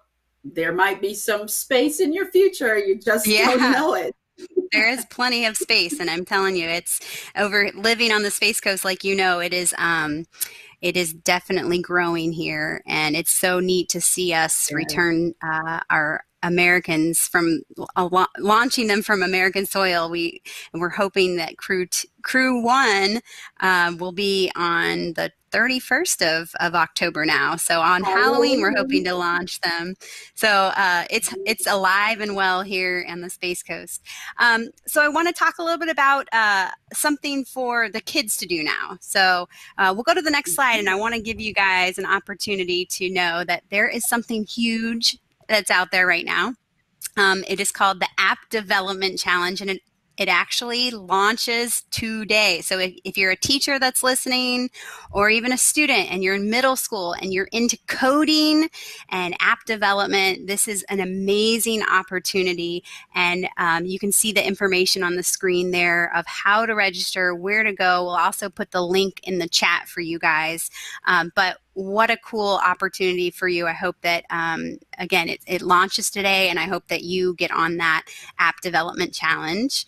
I'll also talk a little bit about what I want you guys to do. So we'll go to the next slide. You actually have a homework assignment, and that homework assignment, your mission is, first of all, check out NASA at Home website. So you'll see that'll be linked in the chat. And here's your call to action. You guys are going to have to design a crew capsule. So this is, it'll be a link that you can click on, and it takes just basic materials, and you're going to try to figure out what would be the best crew capsule for going to eventually Moon and then on to Mars. And when you do that, what we're hoping for is that you actually share your work with us. And that's going to be with hashtag NextGenSTEM. So you'll see that there. And finally, this is your huge assignment. All you have to do is click a button, but we want you to subscribe to this channel, the NASA YouTube channel, and you won't miss any episodes if you do that. So it'll let you know that you are subscribed, and you guys know how it works. So I want to say thank you so much for joining us today. Thank you, Dawn, Dr. Martin, for sharing everything that you have, your story. I also want to encourage everybody to tune into the next NASA STEM Stars, which is with Nathan Abraham, who is a thermal coating engineer, and that's going to be great. It's going to be October 7th at 2 p.m. Remember, subscribe. So there you go. And again, thank you so much, Dr. Martin. I want to also thank all of our watchers, our listeners. You guys are our future NASA STEM stars, hopefully, and star educators out there. I know there's a lot of educators tuning in today, so hello to you. And if you do not want to miss another one, again, subscribe. And we're going to tune out today. But thank you again, and we will see you guys on the next NASA STEM Star.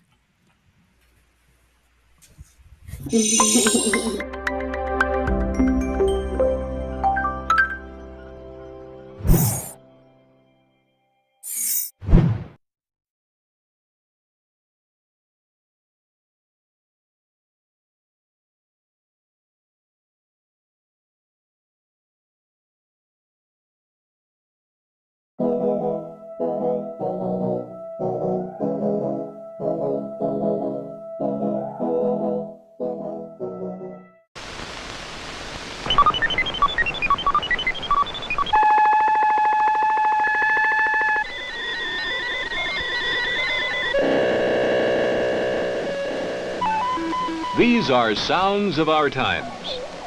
Called telemetry, it is the way satellites orbiting in space report to controllers on Earth. Each spacecraft has its own signature, a unique tone. Engineers call it data. You may see it later as a weather report or a television picture from around the world.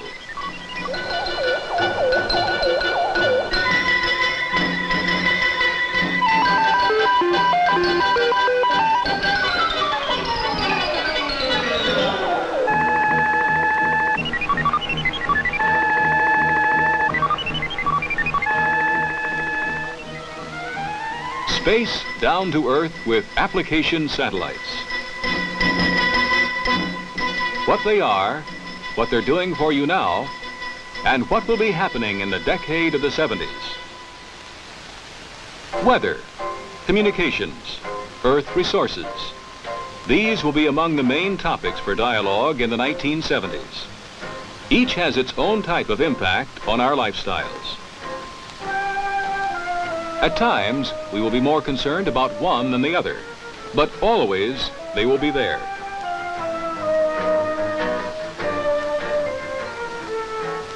Case in point, weather. Spacecraft, like Tyros, Nimbus, and the application technology satellites. Satellites that return daily weather information over the entire world. What do they report? A continuous watch of the Earth's moving cloud cover, tracking storms, measuring winds, recording temperatures at different heights, and testing the moisture content of the atmosphere.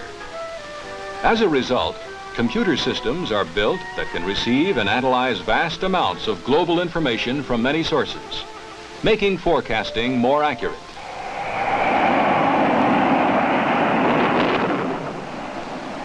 Hurricanes with their devastating winds and flood-causing rains, a perennial threat. In 1969, Hurricane Camille was first observed and then tracked by satellite. Because the storm's arrival was predicted accurately enough in advance, it was possible to evacuate people from the Gulf Coast. Without this early warning, the Weather Bureau estimated that 50,000 people might have been killed. In contrast, during Hurricane Laurie in November 1969, observations and tracking by satellite enabled the weather forecasters to predict that Laurie would not strike the coast.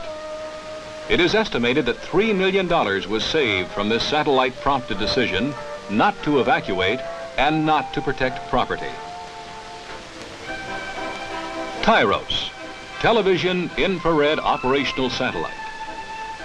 Over the past 10 years, 20 of these hatbox-shaped satellites have been successfully launched for use by NASA and the Weather Bureau. The television eyes of Tyros scan the entire globe daily, reporting on cloud cover and warning of major storms. Since the first operational weather satellites started clicking off pictures, roughly 600 severe storms have been detected, followed, and predictions made about their course.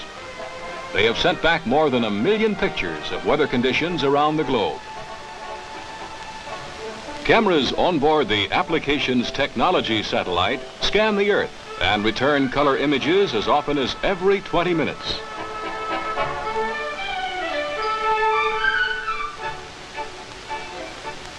Here's a view showing 6 hurricanes on one picture. This near continuous surveillance of 40% of the Earth's surface has proven so useful that the reports have been incorporated into routine weather forecasts and have pointed the way for even more sophisticated meteorological satellites. Major airlines make use of satellite data in planning their flights. Pilots routinely receive weather photos of their transoceanic routes.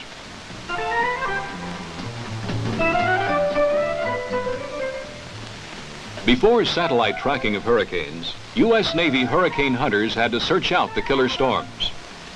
Weather satellites now locate the storms, and the Navy flies directly to them to make their measurements.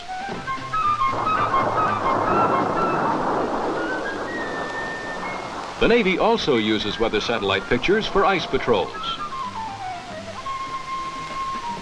Remote stations in the Antarctic benefit too.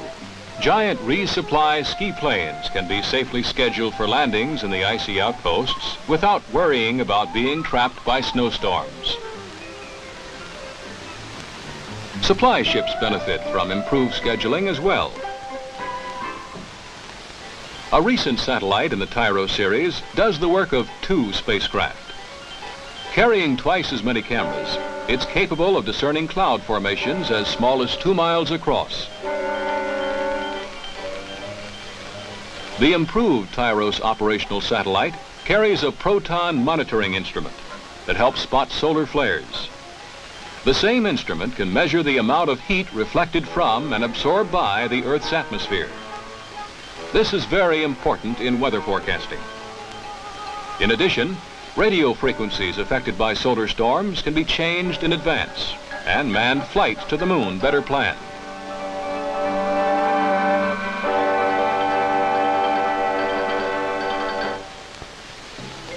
Nimbus, research and development craft studying advanced techniques and concepts for meteorological Earth observations. Nimbus is measuring the atmosphere's temperature and moisture at various altitudes, as well as making day and nighttime cloud photographs. These measurements are considered the key to accurate long-range weather forecasts. By the end of this decade, forecasts made 1 week in advance will be as accurate as those now made 24 or 48 hours ahead. Satellites and weather are global in nature. Every nation in the world can benefit from the automatic picture transmissions of U.S. weather satellites. Over 50 countries are now using inexpensive automatic picture readout equipment to view daily weather patterns over their own territory. These same countries also benefit from cloud picture mosaics, routinely made available by the Weather Bureau to Europe, Asia, Australia, and North and South America. The weather mosaic is built up from individual weather photos and processed by computer. It is then retransmitted by a satellite. There are 3 main objectives for an effective meteorological program. The first, global cloud cover photography, enabling us to identify and track storms and to observe their formation and dissipation. This is valuable in the analysis of current weather and the prediction of 24 to 36-hour changes. The second objective, continuous viewing of the atmosphere, needed to keep significant portions of the Earth's cloud cover under constant surveillance and providing essential early warning on rapidly developing weather phenomena, such as thunderstorms and the formation, growth, and death of tornadoes. This information is valuable for short period forecasts of less than 12 hours.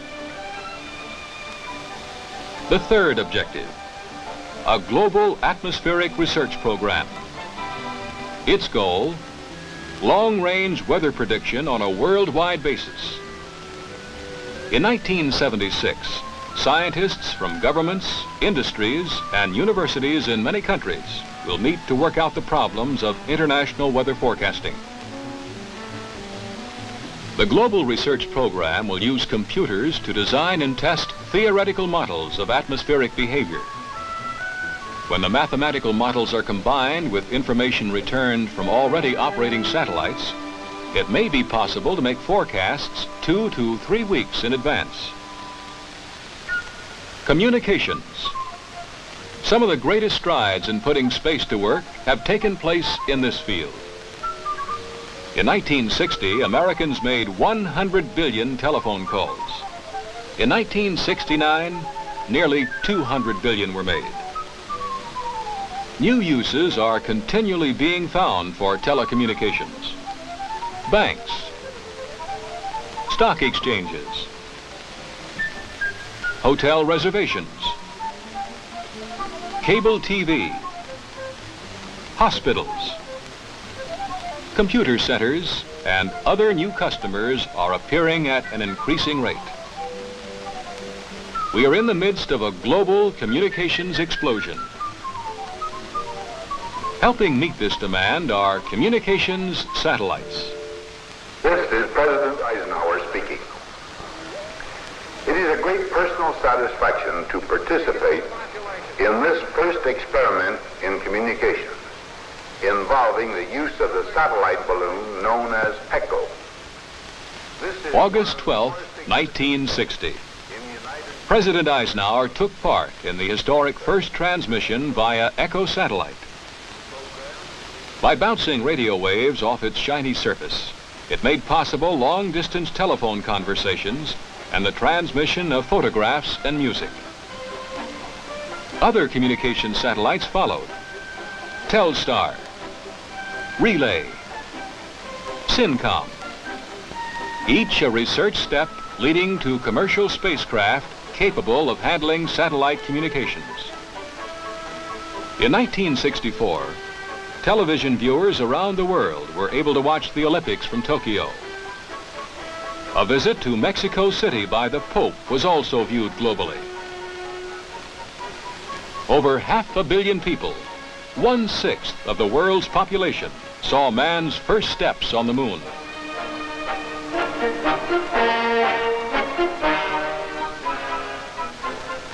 Color coverage of space recovery operations from mid-ocean is now routine. At the Manned Spacecraft Center in Houston, doctors discussed space medicine and early cancer detection. The proceedings were telecast live via communication satellite and provided two-way voice circuits between the United States and 3 European countries. The closed-circuit telecast enabled 30,000 European doctors to hear the 3-hour transatlantic conference. One of the best ways to check out new concepts and techniques in communications, navigation, and meteorology is with research and development spacecraft. The applications technology satellites are just that, serving as platforms for testing out new concepts in all these disciplines. The ATS program consists of 7 flight missions. 5 of these have already been flown. Probably the most unique characteristic of the ATS is their ability to receive and transmit from a number of widely separated ground stations simultaneously. They can handle telephone calls, transmit television, teletype, radio voice, and weather data all at the same time. Keeping in contact with the SS Santa Lucia as it steamed between New Jersey and Chile, ATS demonstrated the feasibility of using satellites for high-quality, reliable ship-to-shore communications over long distances. A similar test was made with a U.S. Coast Guard ship. ATS has been used to relay information from remote instruments and buoys, a step toward future data relay satellite systems. A successful experiment to transmit television by satellite from the east to the west coast took place with the help of the Corporation for Public Broadcasting. These current tests are enabling NASA and the broadcasting community to iron out technical problems that are involved in this form of transmission and to determine the costs of such future operations. If these tests are successful, and we have every reason to believe that they will be, the American people will reap a major domestic dividend from the national space effort. The program was relayed from a ground station in Rosman, North Carolina, through the ATS to KCET-TV, the educational station in Los Angeles. As soon as the receiving equipment is operating, Alaskans will have educational radio and television programs beamed to their state. Through an agreement signed with India, an applications technology satellite, similar to the one shown in this artist's concept, will begin telecasting instructional television into 5,000 Indian villages by 1974. India will provide the TV programs. The results of this cooperative experiment are expected to provide an understanding of the effectiveness of satellite systems in meeting the needs of other developing countries. A satellite-to-satellite laser communications experiment is also planned on future ATS spacecraft. Beams emitted by a laser can carry immense quantities of information. Communication satellites hold great promise for navigation and traffic control. Today, airplanes flying over wide open areas of the oceans are out of radio range for periods of an hour or more. The problem is compounded by the fact that most airlines going to Europe from New York, for instance, want to depart at 6 p.m. to serve dinner and show movies. They also want to go to the same altitude to take advantage of favorable tailwinds. The problem then of keeping international air traffic sufficiently spaced becomes more and more serious. NASA has been experimenting with a system to determine the position of planes and ships. The system makes it possible for a ground-based station to automatically locate aircraft and ships equipped with receiving and transmitting equipment. Gunner Mobile number 2, Pan Am Flipper 271. Position here from INS readout is 31 degrees, 32 minutes north, 70 degrees, 1 minute west. Flight level 330. This is 271, over. In recent tests, position accuracies of less than 1 mile error have been achieved. Results of this work could lead to advanced techniques for satellite position fixing and traffic control, and aid in the solution of some of the world's transportation problems. Space geodesy has taught us the true shape of our planet, where it flattens, how much it bulges. With these results, we are better able to map the Earth and to navigate. The orbital path of a satellite is not a perfect circle. The satellite weaves sideways and up and down as it travels its course around the Earth. These deviations are measured only in feet, but they can be detected by Earth-based tracking stations and reveal new facts about the Earth's structure.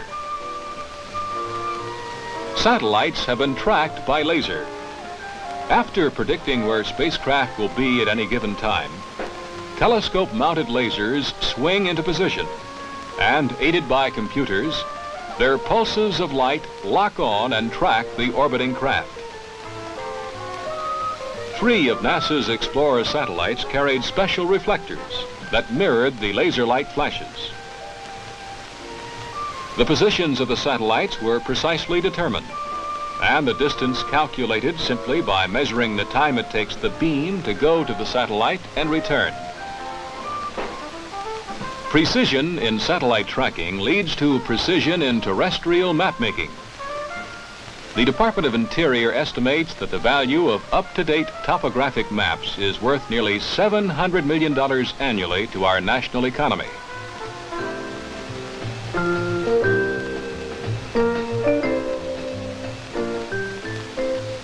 On the North American continent, surveyors have laid out a grid enabling them to locate any point with respect to another within 30 feet.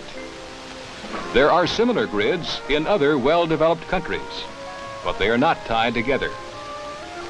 A surveyor cannot see over the ocean with his transit to make the connections. But a satellite can. It is a valuable tool because of its altitude. Observers several thousands of miles apart can see a high-flying satellite at the same time. By making simultaneous measurements with optical and radio tracking instruments, they can determine just how far apart they really are.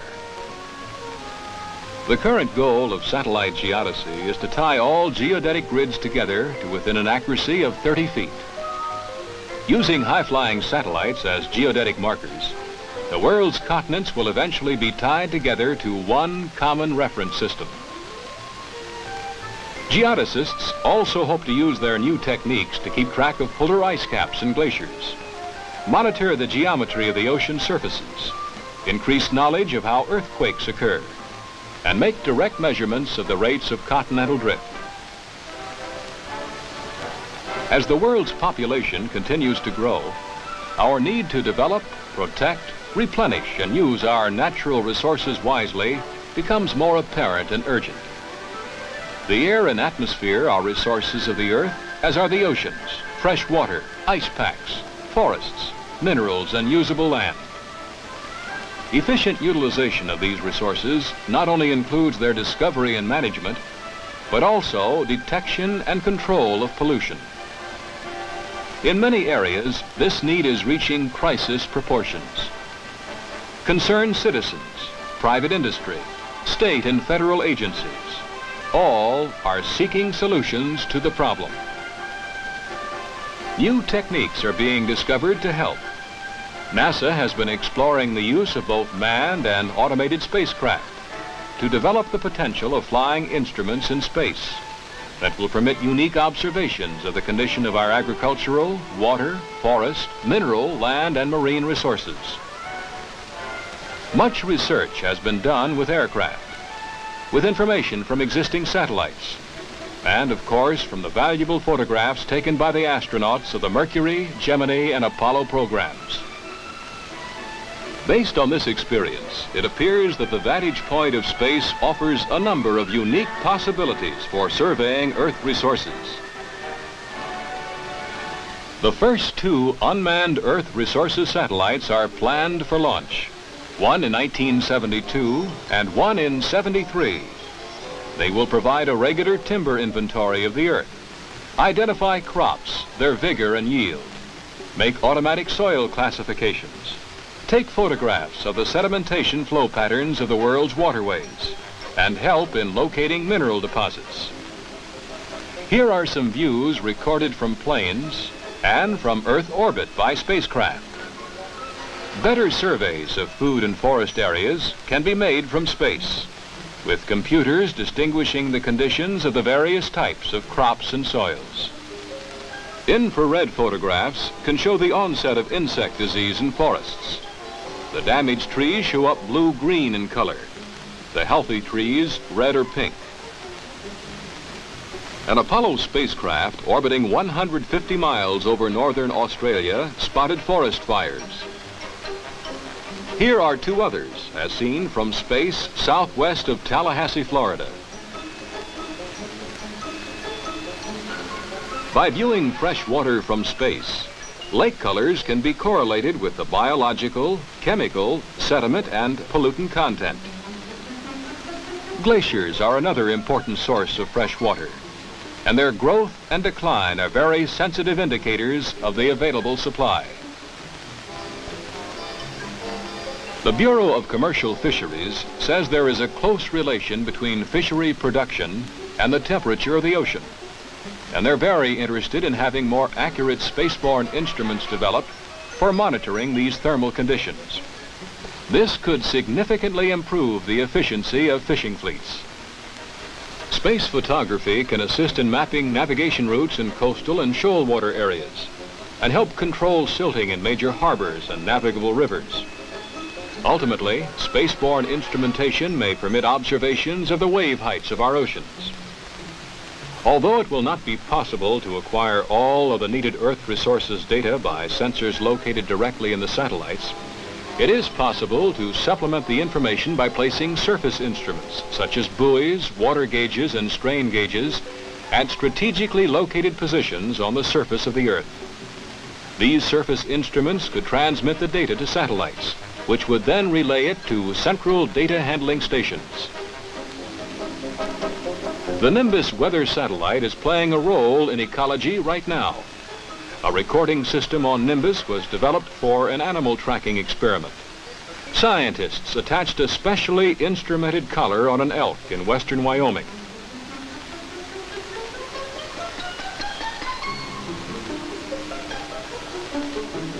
As Nimbus flies over, it receives information about the elk's condition and location and reports back to Earth. Accurate tracking of free-roaming animals in their natural environment will increase scientific knowledge of animal migration habits and may show ways to help protect our wildlife population. This is Skylab, America's first manned experimental space station. It will be launched into orbit around the Earth in 1972. There are several Earth observation experiments planned for the orbiting space station. One of the men who hopes to be flying in Skylab is scientist-astronaut Dr. William Lenore. He too is interested in Earth resources. One of the more interesting aspects of what we can learn from space, I think, is the Earth resources area, which generally is tied up in the kind of things that I can learn from space by being in Earth orbit, looking back at the Earth from a remote sensing point of view. Meteorologically, we've seen many things already. We can learn about the Earth's surface from a crop survey standpoint, where the surface water is and the immediately subsurface water for the water management for the world. Pollution control and studies as to where the pollution is being emitted from and where it goes to. Fish industries for the ocean and sea states for ocean-going vessels, icebergs. I think these are just actually very few of the types of things that we can monitor and study from space on Earth resources. The Skylab program is going to be stepping off in this direction.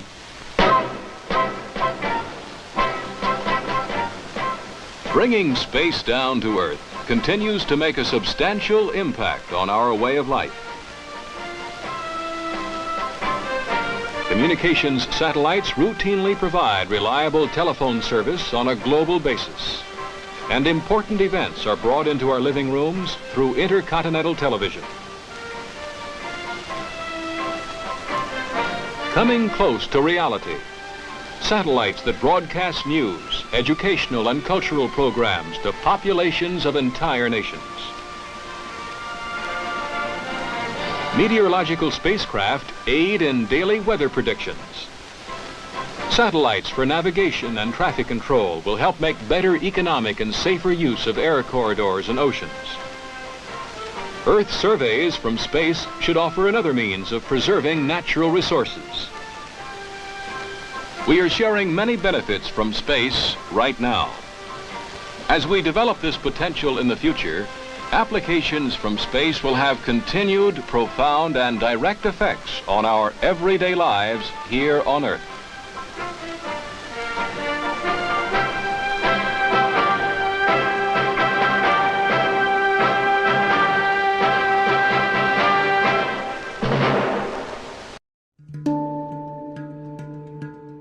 Every year, climbers travel to the Himalayan mountains in hopes of celebrating at the top of the world.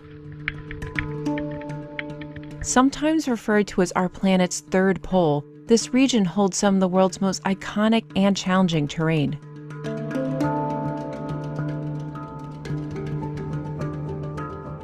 However, this landscape is changing. Many of the glaciers on popular trekking routes have retreated and given rise to new and larger glacial lakes, which typically form when glacial meltwater is blocked by ice dams or glacial sediment. And worldwide, retreating glaciers have led to an increase in the number and size of these glacial lakes.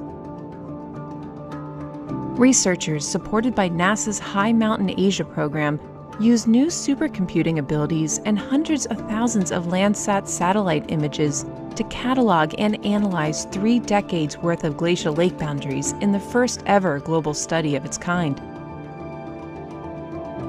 The study found that, during that period, global glacial lake volume increased 48%.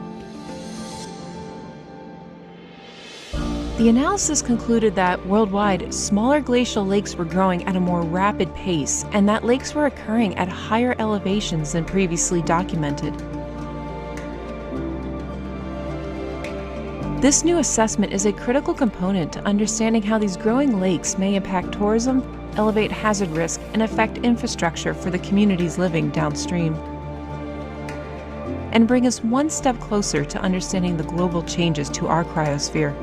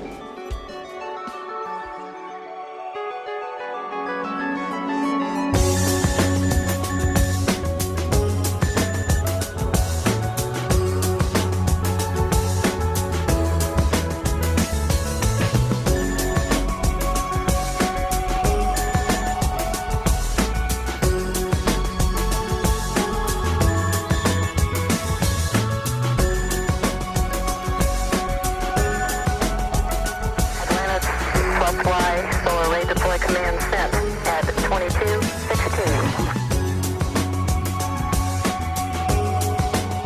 Atlantis deploy command sent 23:39. Atlantis, Houston, the POC has terminated the deploy command. We did not get the motion we expected. We've terminated the command so the motors don't overheat. I can reach the boom from here if you want me to just try pushing on it some from here.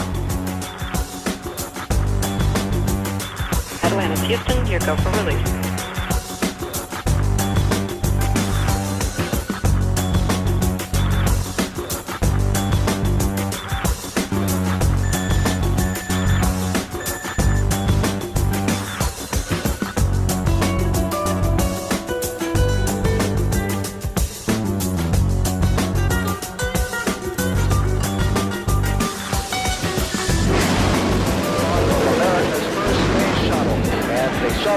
Cleared the tower.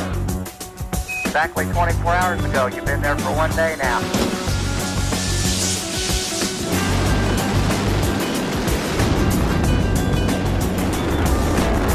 On orbit, here's a couple of turrets.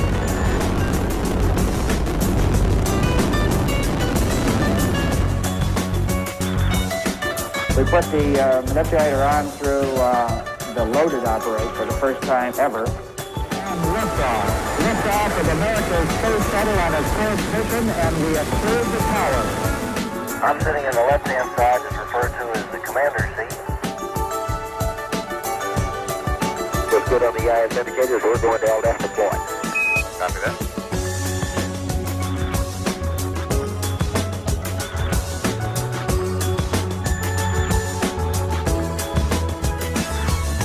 Now flying high above the Kennedy Space Center.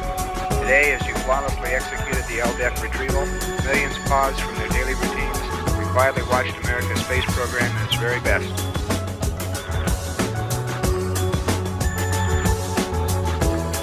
The spacecraft is stable. Galileo is on its way to another world. It's in the hands of the best flight controllers in this world.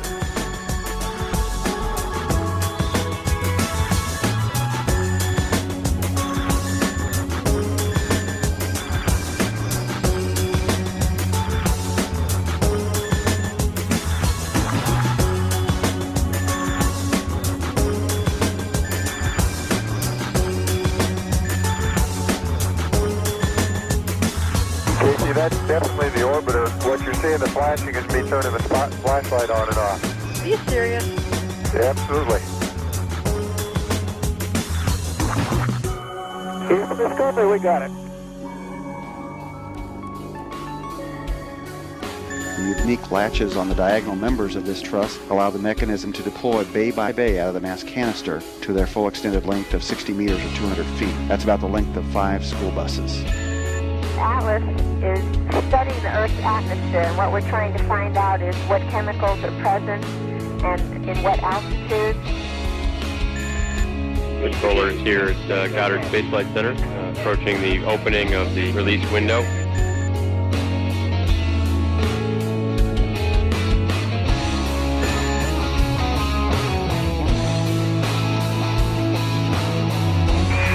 Columbia, we see a good deploy. No, good deploy. Congratulations. Great job on deploying LEGIOS.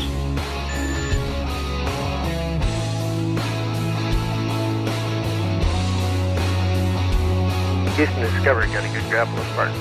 Copy that. Great job, Steve.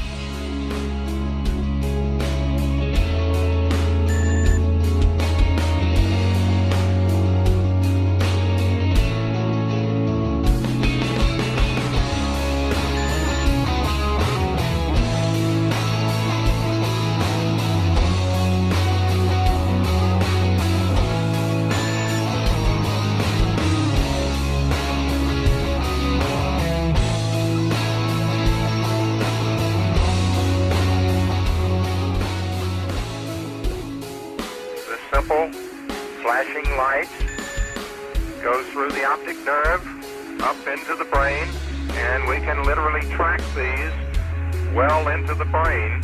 There are a number of other items that we have on board, but all of these are aimed at giving us a better understanding of the way weightlessness is affecting the nervous system. Scientists are looking very carefully at the reasons why astronauts have difficulty sleeping on orbit. This research, in addition, could prove very helpful to people on Earth who suffer from sleep disorders. On Neurolab, crew members are acting both as operators and subjects of this rotating chair, which is designed to stimulate the vestibular system. These may also have an Earth application in that they may help scientists design more effective rehabilitation procedures for patients who have severe inner ear diseases. Now in the Space Hab module, which is in Discovery's payload bay, with the Japanese Space Agency astronaut Chiaki Mukai in the foreground, and behind her, European Space Agency astronaut Pedro Duque. And he is joined now in the Space Hab module by Mission Specialist number 2, Scott Parazynski. Hi there, Skidira again from the astronauts. Again, we are so sorry the stream is not ending as we are asked to continue. We are currently in contact. Okay, we've got it, and we're in the process of putting in the FSS. Outstanding. The best procedure that we can come up with is to use the flight water. Enjoy our channel here. I'm so sorry.